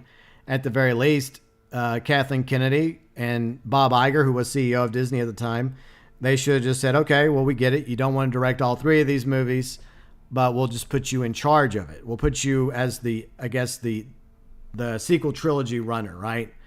Where you and your team make sure that the directors you bring on board craft a story that actually is coherent from episode 7 to episode 8 to episode 9. At least then there would be some fluidity to it. At least then they would connect together a lot better than the way the sequel trilogy is now. And look, I have nothing against the actors and actresses that played in the sequel trilogy. I like Daisy Ridley. I thought by the end of Force Awakens that there was a lot of potential for Rey's character, for Finn's character, For Poe Dameron's character, they were very interesting characters that had the opportunity to really become something more in episode 8 and 9. And I have nothing against the actress that plays Rose Tico. I think she's Kelly Marie Tran. I think she's wonderful. So there is a difference between the characters and their actors and actresses that played them. So it's not their fault. It's not any of their faults. It's not John Boyega's fault. It's not Daisy Ridley's fault. It's not Kelly Marie Tran's fault. It's not Oscar Isaac's fault. It's not their fault for the way the sequel trilogy went. The fault lies at the top of Lucasfilm, which is Kathleen Kennedy. In the end, she is the one to blame. So that's how I feel about that. And the fact that, she disagreed with Gina Carano's opinion about things. And she just, for some reason, had an axe to grind. Just wanted to get Gina Carano out of there. For whatever reason. She's the one that ultimately made that call. Another brilliant decision on her part because people liked Cara Dune. They liked Gina Carano.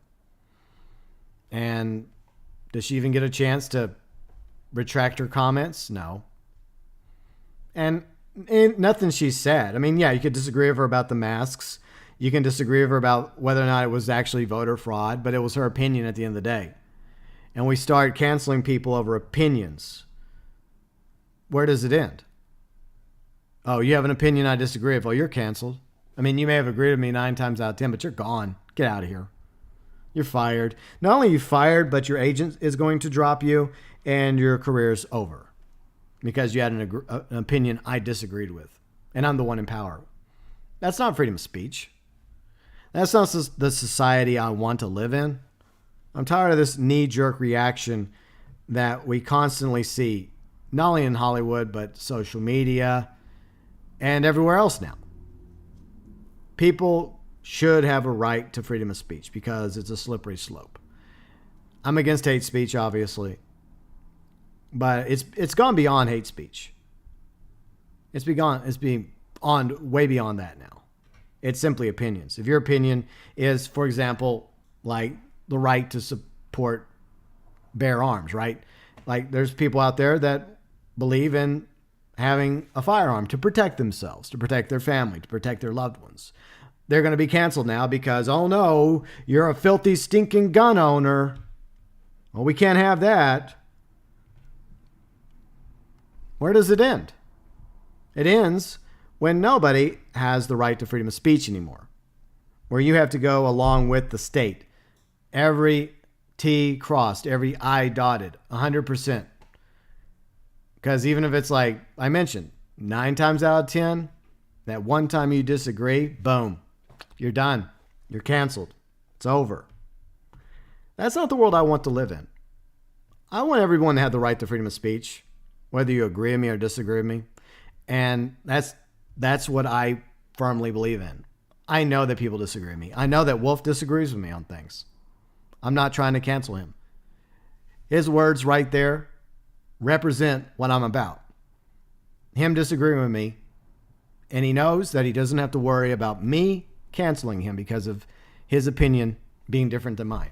I respect Wolf and his different opinion. I respect your opinions. Even if you disagree with me on things, that's fine. At the end of the day, everyone has a right to their opinion. And this is what I always say in my Discord community. And this is why we keep it civil in there. And this is the way it's always going to be in my Discord community. Is that when 2 people have a disagreement, I always tell them to simply agree to disagree and move on. But that's how I feel about it. Ramking says, why can't everyone just get along? I agree. I agree entirely, Ramking. It's gotten so divisive now. And I hope that eventually we go back the other way. I really, really do. Brian says, I stopped caring about Star Wars a long time ago. Yeah, I get that. And a lot of people feel the same way. Oh, by the way, Black Widow is officially coming to Disney Plus, so I'm sure Brian is excited about that. But I hope it turns out to be good. I don't know when I'm going to renew my Disney Plus. I'm sure I will eventually, but for now, I refuse. I refuse. Maybe when Disney Plus actually puts something up there I want to spend money on. Maybe. We'll see.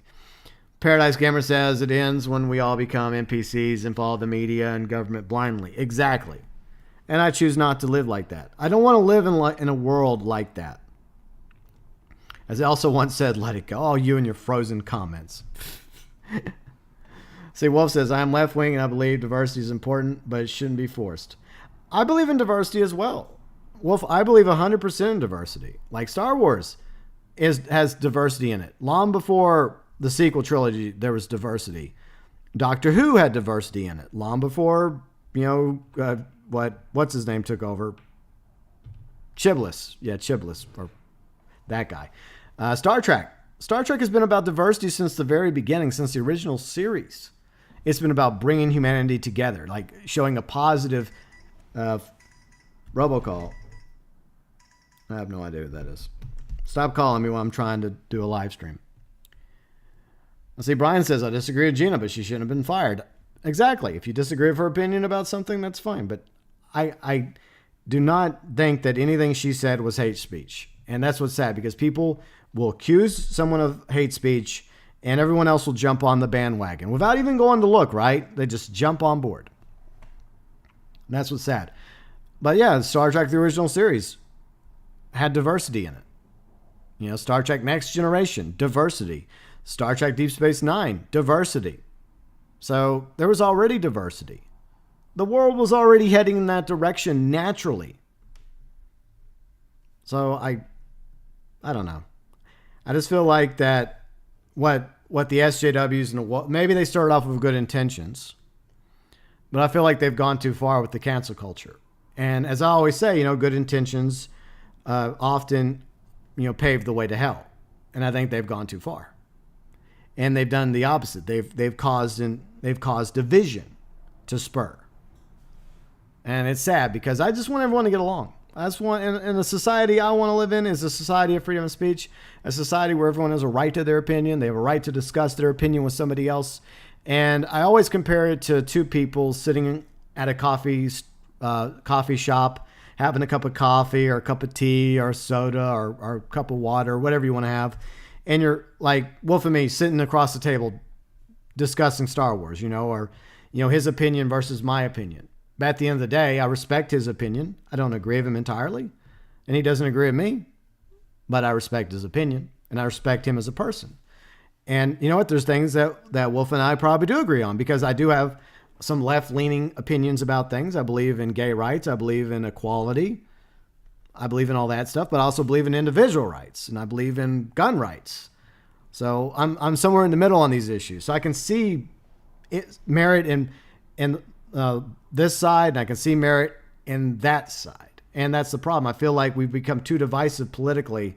The extreme right, the extreme left, pulling at least my country further and further apart, when I feel like the solution is to get back to the middle, to find solutions, to sit across the table and start treating each other like human beings once again. And accept the fact that we're never going to agree 100% of the time. But we can come up with solutions. We can compromise. We can meet in the middle. That's what it comes down to. Paradise Gamer says, see, a huge part of Power Rangers is diversity. Exactly. From the very beginning, Power Rangers, the American version of Power Rangers was diverse. So diversity is something that's been happening for decades now. There was a time when we didn't have as much diversity. You're right. And then the civil rights movement occurred, and then segregation ended. And then we started seeing more equality. And do we have a ways to go? Yes, of course there's still a ways to go, but we also have to look at how far we've come. How far we've come since the 50s and the 60s. And all too often I feel like too many don't look at that. They don't look at how far we've gotten. I'm not saying things are perfect, but I feel like that our country, the ideas of the United States is something I always truly believe in. The ideas of freedom and liberty, equality, justice for all, the right to pursue happiness. These are things I think that most people believe in. And yeah, America has had an ugly history to it. The sad reality is most countries have had an ugly history. I'm not denying that. I'm not denying the bad things that have happened in American history. But when I look at America, I look at what it can be. The possibility of of my nation, being truly the land of the free, home of the brave, and where everyone has equality and equal justice and equal rights and equal liberties and the pursuit of happiness for everybody, not just this group or that group, but for everybody. And that's the direction that we should all strive for. And that's why I'm against divisiveness, whether it's coming from the right or coming from the left, because there's definitely factions on all sides that are guilty of that. Absolutely. Anyways, I think that's it for the GB cast today. Thank you for everyone that's still here. Appreciate y'all and my opinions. Whether you once again, at the end of the day, it's just my opinion about these topics. And even if there's times when you disagree, I mean, you're welcome to tell me you disagree, by the way. As long as you're respectful, as long as you're civil to me, you can tell me you disagree and why. And it can be up there in the live chat for everyone else to see that's watching. I have no problem with it. No problem whatsoever, because I don't claim to always be right. I just have my own opinions about things.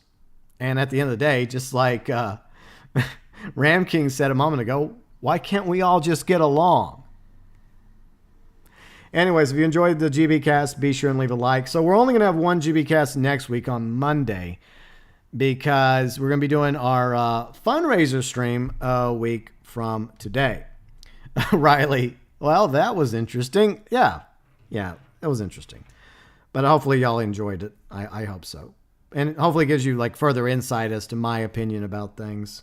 And I feel like my opinion about issues are fairly consistent, because it's just who I am. That's how I feel. I'm pro-alphabet community. I'm pro-equality. I'm pro rights for everybody. Doesn't matter if you're straight, bi, gay, trans, etc. I believe we all have a right to be here.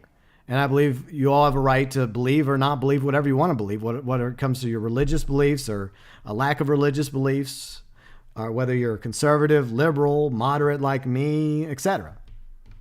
That's just the way I am, just the way I am.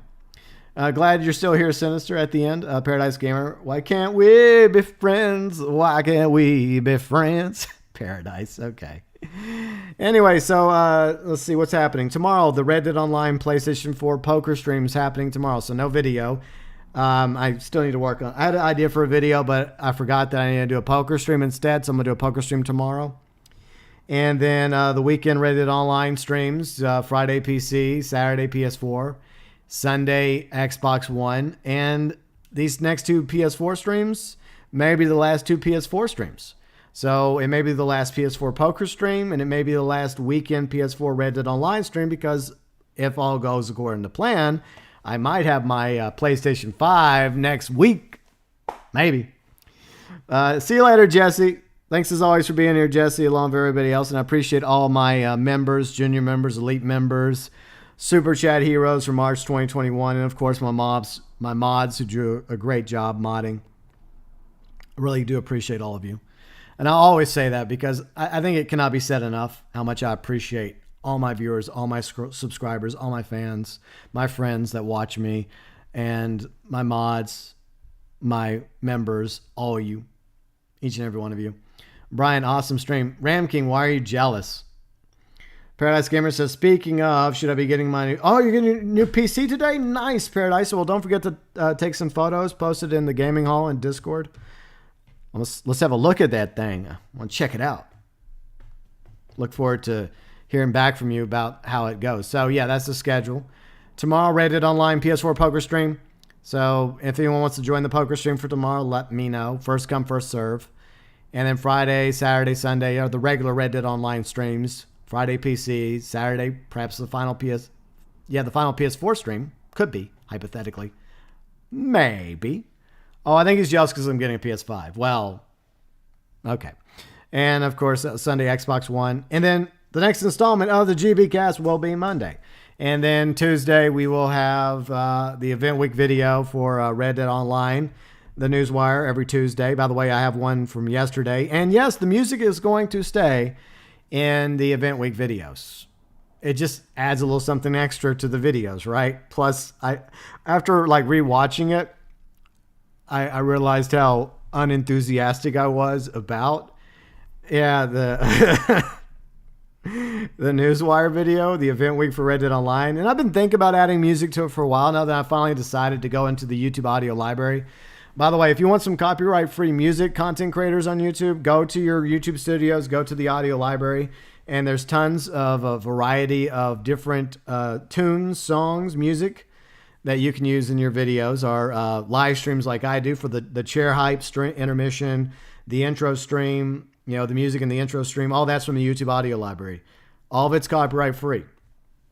So you don't get copyright claim for using those tunes.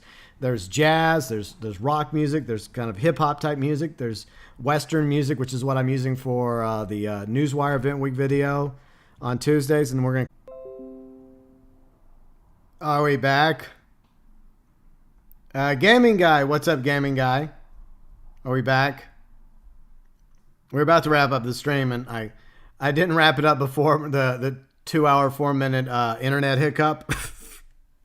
Did it kill my stream? Am I still here at the end of the GBcast today? Or is the stream dead? Ripperonis. I don't know. Maybe y'all just left. Maybe y'all just assumed, oh, stream's over. Let me go look on the internet. Am I still streaming? Oh, we're still here. Okay, I'm still here. Okay, the internet didn't completely kill the GBcast. I meant to wrap it up before the 2 hour, 4 minute mark, but I failed miserably. What else is new? Okay, so we're wrapping up now. So anyways, yeah, once again, content creators, you're looking for copyright-free music for your live streams, your intro videos, your intermission videos, or you're just looking for music for videos, live streams, videos, whatever. Go to your YouTube studios. Go down to the YouTube audio library. Tons of music there, copyright free for you to download and use. On YouTube, of course, obviously.